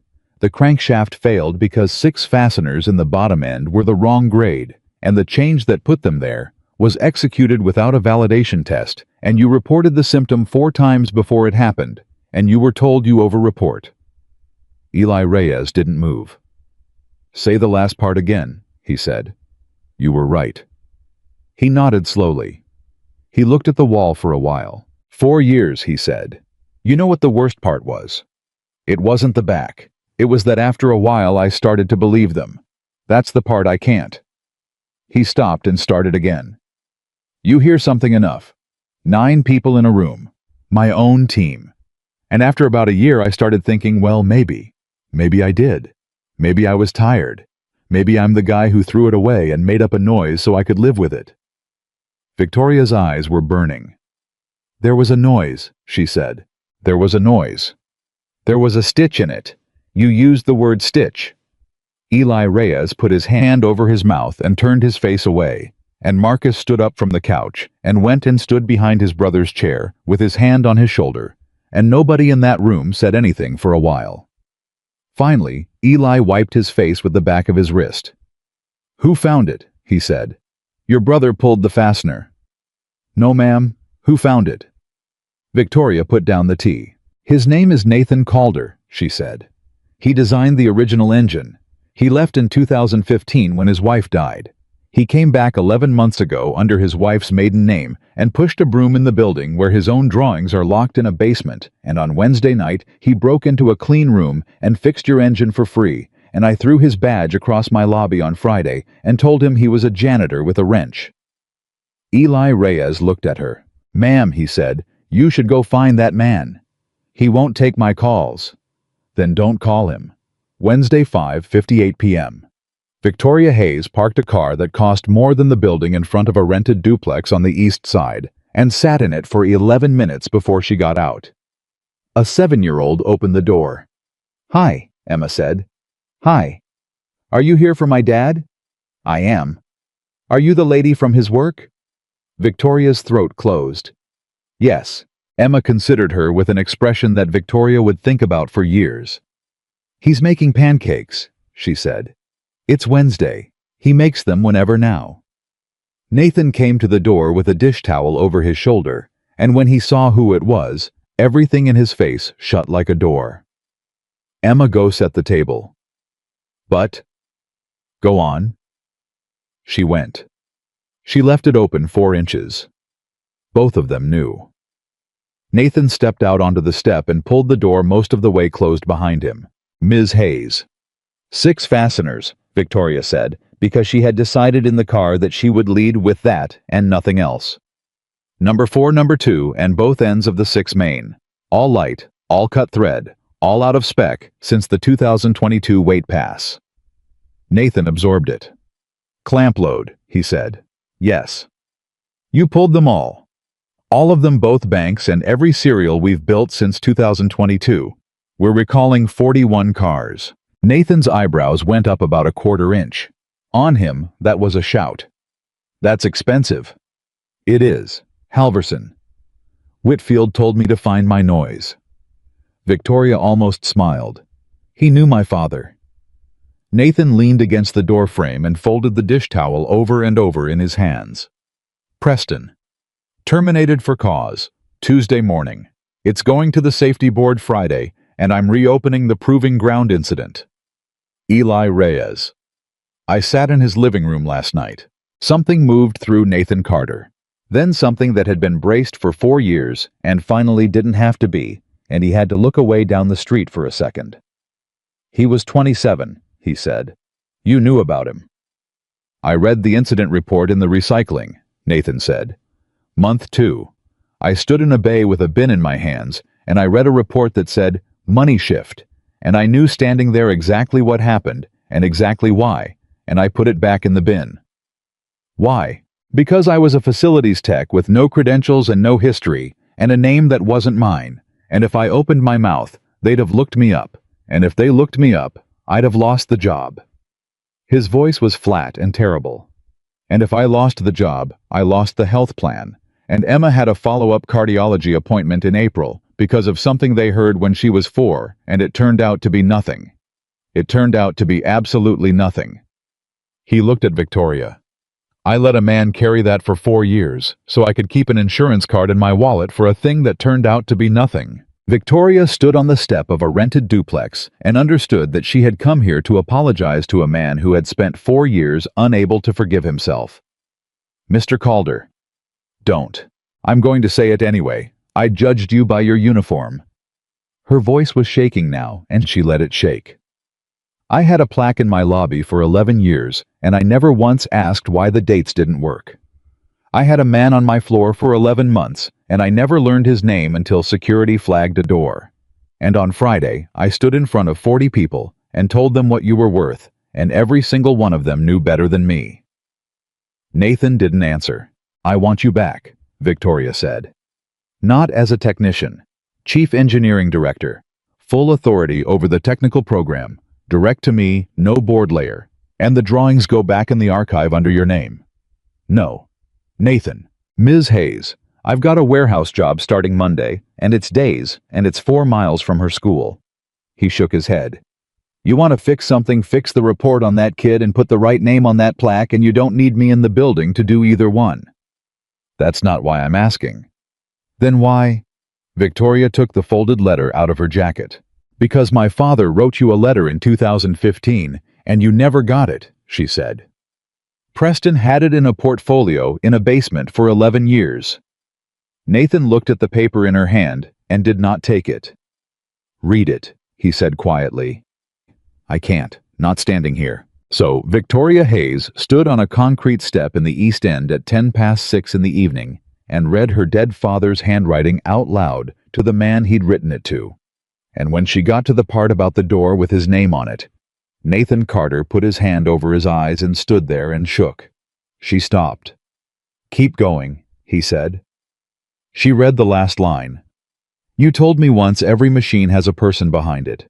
I'm going to make sure this one does." Nathan didn't speak for a long time. Then, from 4 inches of open doorway behind him, a small voice said, "Daddy." "Yeah, baby." "Is that about Grandpa Gordon?" Victoria's head came up sharply. Nathan wiped his face with the dish towel and let out a broken laugh. "That's what she called him," he said. He came to the hospital when she was born. He came to the funeral. He drove out to the house twice that first year with groceries in the back seat that he pretended his wife made him bring. He looked at Victoria. I didn't tell you that because I didn't want you thinking I was owed something. You were, Victoria said. You are. Nathan looked down at his daughter, who had opened the door the rest of the way and was standing there in socks holding a paper trophy with a crooked base. One condition, he said. Name it. Nobody on that floor works off a copy again. Everybody, every junior, every senior comes through the original drawings and learns why every part is there before they're allowed to take one out. His voice hardened into something Victoria had not heard from him yet. Because 11 grams killed a man's career and almost killed a kid on the back straight at Sebring, and it happened because somebody looked at a drawing and saw a part instead of a reason. Done. And Ms. Hayes? Yes. I leave at 5:40 every day, Nathan said. Every day. There's no exception for a race weekend, there's no exception for a sponsor, there's no exception for you. Victoria Hayes put out her hand. 6:15 at St. Anne's, she said. You've never once been late. Nathan Carter looked at her hand for a second. Then he shook it. Thursday 7:02 a.m. Nathan Carter walked through the glass doors of Apex Velocity Racing, carrying a lunch bag and a paper trophy with a crooked base, and Ray Delgado came out from behind the security desk so fast he knocked over a cup of pens. Mr. Carter. Ray. They told me yesterday. I didn't sleep. Ray had a new badge in his hand, and he held it out with both of them the way you'd hand somebody a plate. I made it myself. Usually HR does it. I said no, I'm doing that one. Nathan looked at the badge. It said Nathan Calder Chief Engineering Director, and under it in the small line where facilities badges said, FAC it said, Access All. Ray, I don't need all. You built the building, sir. I built an engine. Same thing around here, Ray said, and then his chin went. He turned away and pretended to fix the pens. Nathan put a hand on his shoulder for about 2 seconds and then walked toward the floor, and behind him, Ray Delgado said, Sir, my granddaughter, the heart thing. She had the surgery in May, and she's fine, and you asked me about her every single week for 11 months, and nobody else in this building even knows I've got one. Nathan stopped. What's her name? Sophia. Bring me a picture tomorrow, Nathan said, and kept walking. At 7:14 he pushed through the door onto the shop floor, and the noise stopped. Not gradually, all at once. Somebody killed an impact gun mid-pull, and the compressor cycled down, and 42 people stood in a bay looking at a man they had watched carry a mop past them for 11 months. Nobody knew what to do. Danny Brooks broke it. He came down the aisle wiping his hands, and he stopped 4 feet away and looked at the badge hanging on Nathan's chest. Calder, he said. Brooks, you lied to me for 11 months. I did. You let me buy you coffee. You bought me 9 coffees. 11. Danny's face was doing something complicated. I counted after Friday. 11 coffees and 1 Christmas ham, and I never once got a straight answer out of you about anything. Nathan looked at him. Danny, when you asked me where I learned it, I said from a guy who's dead. You did. That was true, Nathan said. The guy who taught me was Gordon Hayes. Danny Brooks stood there for a second. Then he laughed once, a wet, ugly bark of a laugh, and grabbed Nathan by the back of the neck and pulled him in and pounded him twice on the shoulder blade, and the whole floor lost it, and somebody started clapping, and then everybody was clapping, and a 23-year-old apprentice at the back put 2 fingers in his mouth and whistled hard enough to hurt. Nathan stood in the middle of it with his ears red and a paper trophy under his arm, and let it happen for about 10 seconds. Then he held up a hand, and it went quiet again. And that was the moment the floor understood.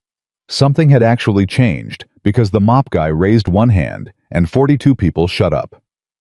I'm going to say 3 things, Nathan said, and then everybody goes back to work because we're 11 days behind. Somebody laughed. 1. I'm sorry I wasn't straight with you. I had reasons, and they were mine, and they weren't about any of you. 2. Nobody in this building calls me sir. You call me Nathan, or you call me Calder, and if either of those is hard for you, you can call me Hay. More laughing. 3. He let it settle.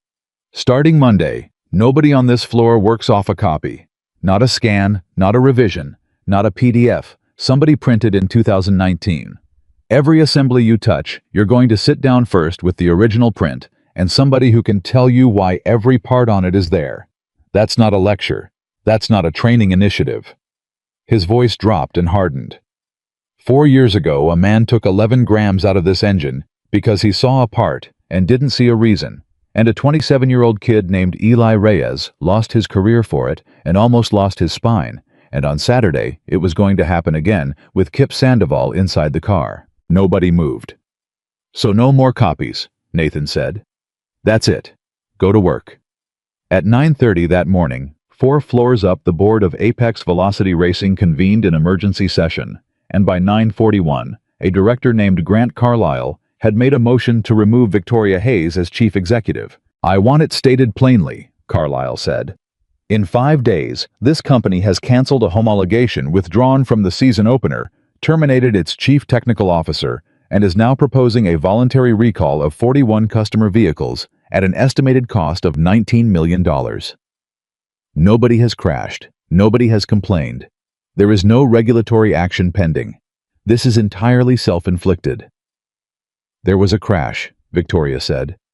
4 years ago, with a signed settlement, with a false report, with a closed file. Carlisle spread his hands. Victoria, I knew your father. Gordon was a hard man, and he was a practical man, and he would never in his life have handed a plaintiff's bar 4 years of discovery for free. Victoria stood up. Grant, my father pulled a car out of a paid race in 2011 because he didn't like a wheel bearing. That's a story. It's in a notebook in his desk in his handwriting, and Bill Whitfield was in the room. She put both hands on the table. Here's what I'm going to do. I'm going to tell you exactly what happens if we do it your way, and then you can vote. The room was silent. If we quietly respect the fastener and roll it into service parts and say nothing, then some Saturday in the next 3 years, a man in Scottsdale takes his car to a track day, and the bottom end lets go at 9,000 RPM on a straight. And he dies, or the man behind him dies. And in the discovery for that lawsuit, somebody finds an email from this week. She looked around the table. And the headline is not that our engine failed. The headline is that we knew. You don't know it would fail. I know 6 fasteners in the car we tested were 40% light.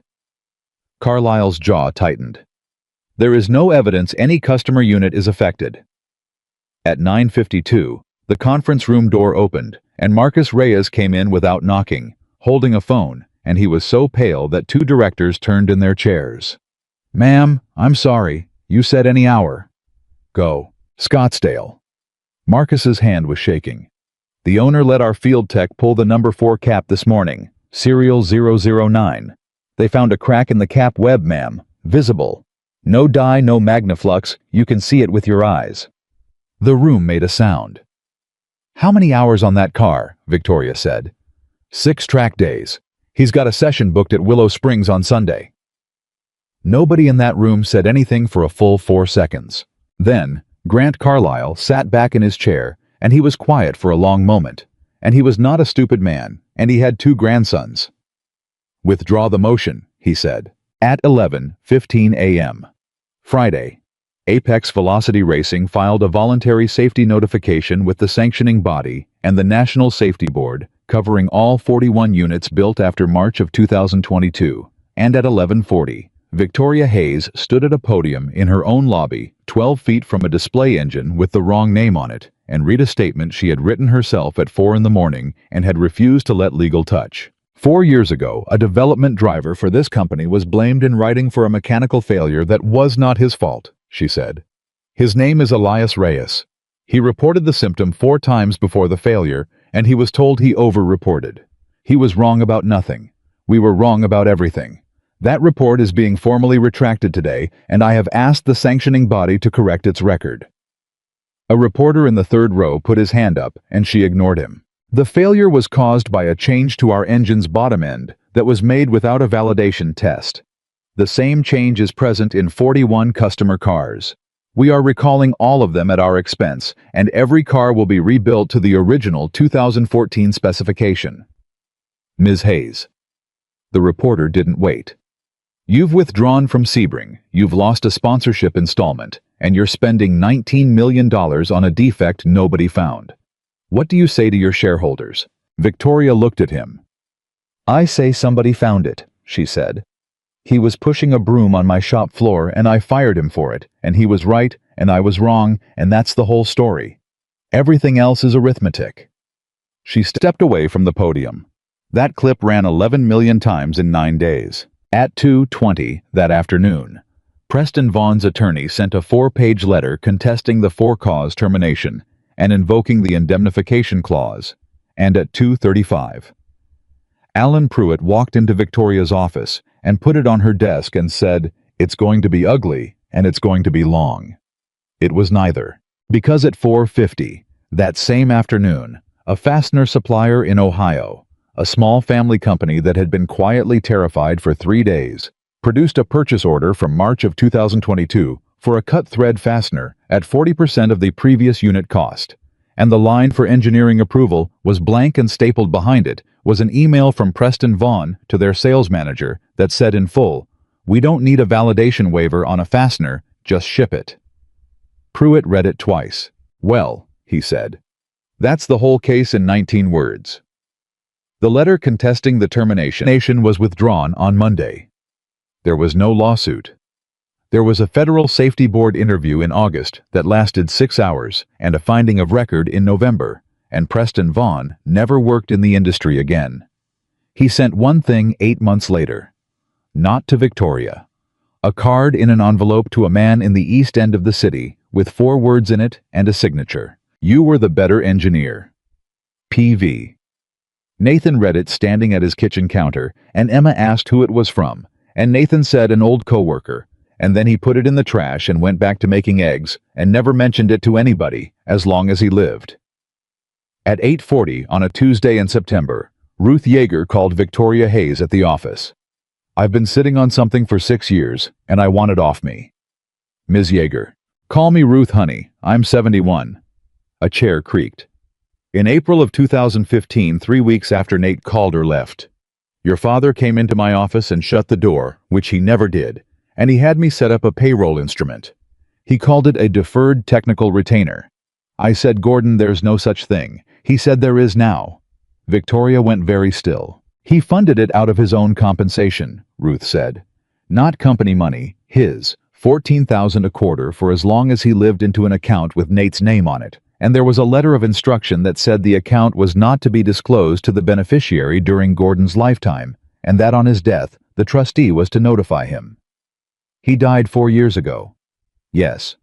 Ruth: "The trustee was Preston Vaughn," Ruth Yeager said. Victoria closed her eyes. "He never notified him.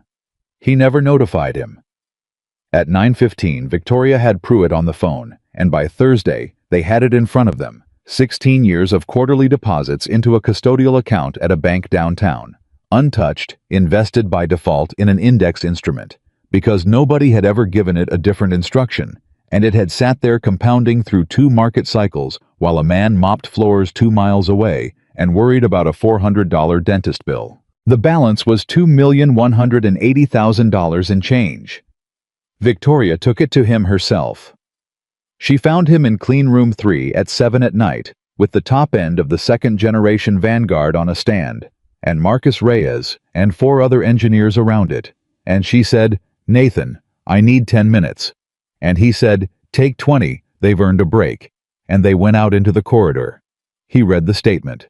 He read it 3 times.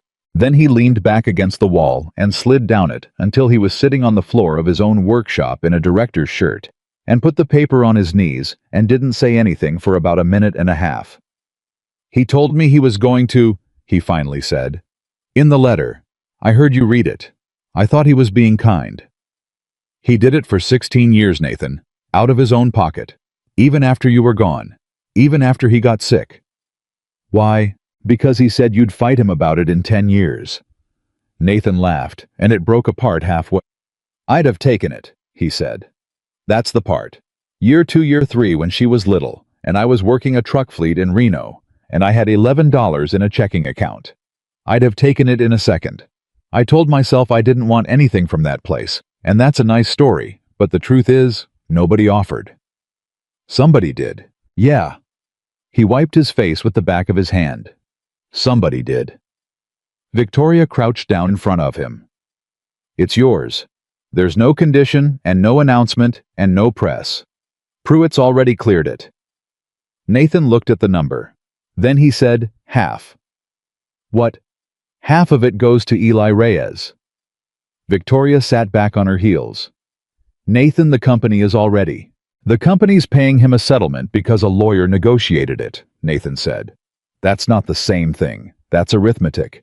This is a man handing another man money out of his own pocket because he owes him, and I owe him. He held up the paper. I read that report in a recycling bin in month 2 and I put it back. That's mine. That doesn't go away because you filed a retraction. He'll say no. Then tell him it's not from me, Nathan said. Tell him it's from Gordon. Eli Reyes said no anyway, twice, and then on the third try, he said yes. And in March, he opened a program at a community college 2 towns over, teaching vehicle dynamics and instrumentation to 19-year-olds who'd never sat in anything faster than their mother's minivan. And he told every incoming class the same thing on the first day. If you hear something in a machine and you can't prove it yet, you say it anyway. You say it out loud, you write it down, and you put your name on it. And if somebody with a bigger title tells you that you over-report, you say it again. At 6:00 a.m. on a Sunday in October, Ray Delgado led a fabrication crew into the lobby for the second time in his career. The old plaque came off in 11 minutes. The new one had been cut from the original 2015 fabrication order, the one Gordon Hayes had signed 6 weeks before he went into the hospital, pulled out of a supplier's archive by a woman in accounts payable who had been at Apex for 29 years and had cried when she found it. Vanguard Generation 1. Designed by Nathan Calder.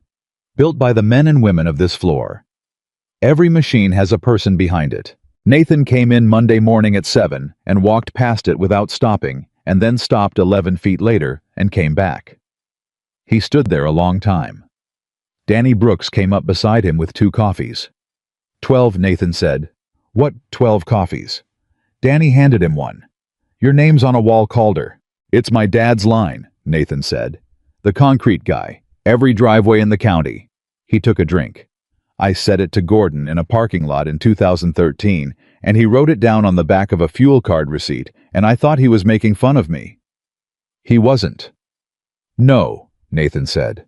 He wasn't. 7 months later, at 11:40 on a Thursday morning in May, the second-generation Vanguard 512 fired for the first time on the dyno, and Nathan Calder did not push the button. Marcus Reyes did. Nathan stood at the back of the room with his arms folded and made a 26-year-old start his own engine, and when it settled into idle and cleaned up and pulled through 8,500 without a stitch or a tick or a whisper in it.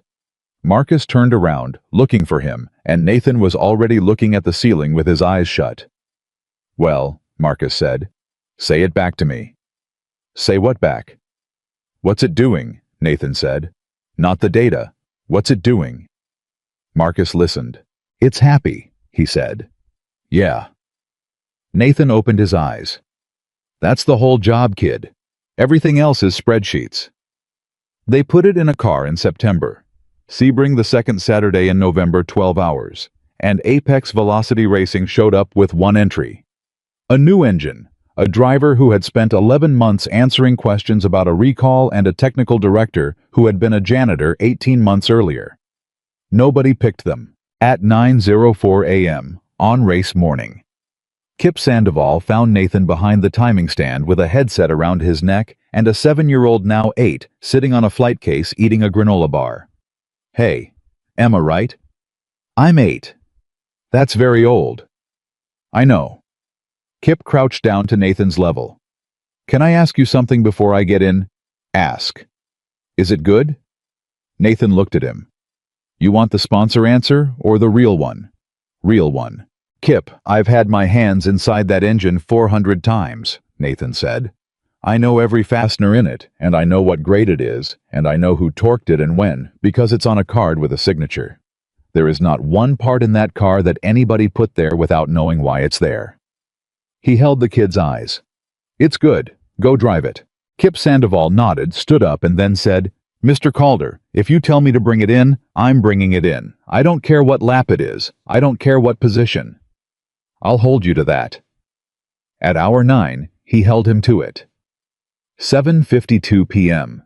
The car was leading by 41 seconds, with a clean stop cycle, and 3 hours to run, and Nathan Calder took off his headset and put it back on, and said one word on the channel. "Repeat." "Say again," Kip's voice. "Lift at the end of the back straight and let it coast to the braking zone. Don't touch anything else. We're leading, boss. Do it." He did it, and Nathan stood absolutely still with his eyes closed and both hands over the headset cups, and 11 people around him watched a man listen to a car through a radio microphone from a mile and a half away. Then he said, "Bring it in." The pit wall detonated. "Nathan." The team manager was on him instantly. "That is a 40-second lead with 190 minutes left. If you bring it in for a look, we lose the lap." "Bring it in." "On what data?" "On the fact that it's making a noise on the overrun," Nathan said. "And there is nothing on that car that should make a noise when nothing's pushing on it." Victoria Hayes was standing 6 feet behind him. Everybody turned and looked at her, which is what people do, and she looked at Nathan's back for about 1 second. "Do what he says," she said. They brought it in at 7:58, and they had the rear deck off in 22 seconds, and it was not the engine. It was a drive shaft coupling with 3 of 6 bolts backed out of their safety wire, and the wire was intact, and the bolts had backed out anyway, and Danny Brooks looked at it and said one word that does not go on television. 40 minutes, Nathan said. Maybe 35. Then it's on the track behind him at 180. They changed it in 9 minutes and 40 seconds and came back out in 4th. 2 laps down to nothing. 1 lap down to leader with 2 hours and 40 minutes to run. Emma Calder tugged her father's sleeve. "Daddy, did we lose? No, baby. We're in 4th. We're in 4th and everybody in this garage is going home," Nathan said. "That's not losing. That's just 4th. They got it back in 2 hours and 11 minutes. Not because anything heroic happened. Because the car never made another sound, and the second-place car had a brake issue at hour 11, and the leader came in for an unscheduled splash with 19 minutes to go, and Kip Sandoval, who had driven 6 of the last 9 hours and had lost a lap for a noise nobody else could hear, put it in front with 14 minutes left and held it there. When the car crossed the line, the timing stand came apart. Danny Brooks, 62 years old, 2 bad knees, jumped up on a tire cart. Marcus Reyes screamed into a headset that was still live and deafened 3 people. Ray Delgado, who had flown out on the team's dime for the first time in 11 years, hugged a woman from accounts payable who had found a fabrication order in an archive. Nathan Calder took off his headset, set it down on the counter, and turned around and picked up his daughter. Victoria Hayes stood in the middle of it with her hands over her mouth and tears cutting through 11 hours of Florida heat on her face, and she was not thinking about a trophy, or a sponsor, or a stock price. She was thinking about a man in a lobby picking his badge up off the floor. Later on the front straight with the car steaming and the crew climbing over it and a photographer walking backward in front of them. Emma Calder stood beside her father with her hand in his and looked up at 11,000 people on their feet. "Daddy." "Yeah. Everybody's looking at you." "I know." She thought about it the way she thought about things with her whole face. "Are you important now?" And Nathan Calder crouched down on the hot asphalt in front of his daughter and put his hands on her shoulders and told her the truest thing he knew. "No, baby," he said. "I was always important. They just didn't know it yet." 3 weeks later, on a Monday morning in December, a 19-year-old apprentice named Todd Vasquez stood in a bay holding a wrench and a printout, and Danny Brooks took the printout out of his hand and tore it in half. "We don't work off copies. That's the current revision." "Don't care." "Then what do I work off?" Danny pointed at a long table by the wall where 47 sheets of hand-inked vellum sat under glass in the middle of a working shop floor in a room where men dropped tools and swore exactly where Nathan Calder had insisted they be put. "You go read it," Danny said. "And when you don't understand why a part's there, You find somebody who does, and you ask, and nobody in this building is ever going to make you feel stupid for asking. That's the rule now. Who made that rule? Danny Brooks looked down the shop at a man in a director's shirt who was on his knees under a car with two juniors arguing about a bearing clearance and who would put his tools down at 5:40 on the dot, the way he did every single day, because a girl got out of school at 6:15 and he had never once been late. The guy who used to mop this floor, Danny said. Because the truest thing about greatness is that it almost never announces itself. It does not wear a suit, it does not stand at a podium, and it does not need its name on brass to keep doing the work. Sometimes it wears a mechanic's uniform and a pair of old boots, and it stays late for a stranger's son, and it goes home to make pancakes on the wrong day of the week. Nathan Calder never needed anyone to see him, but the day they finally did, they discovered he had been holding the whole thing up the entire time.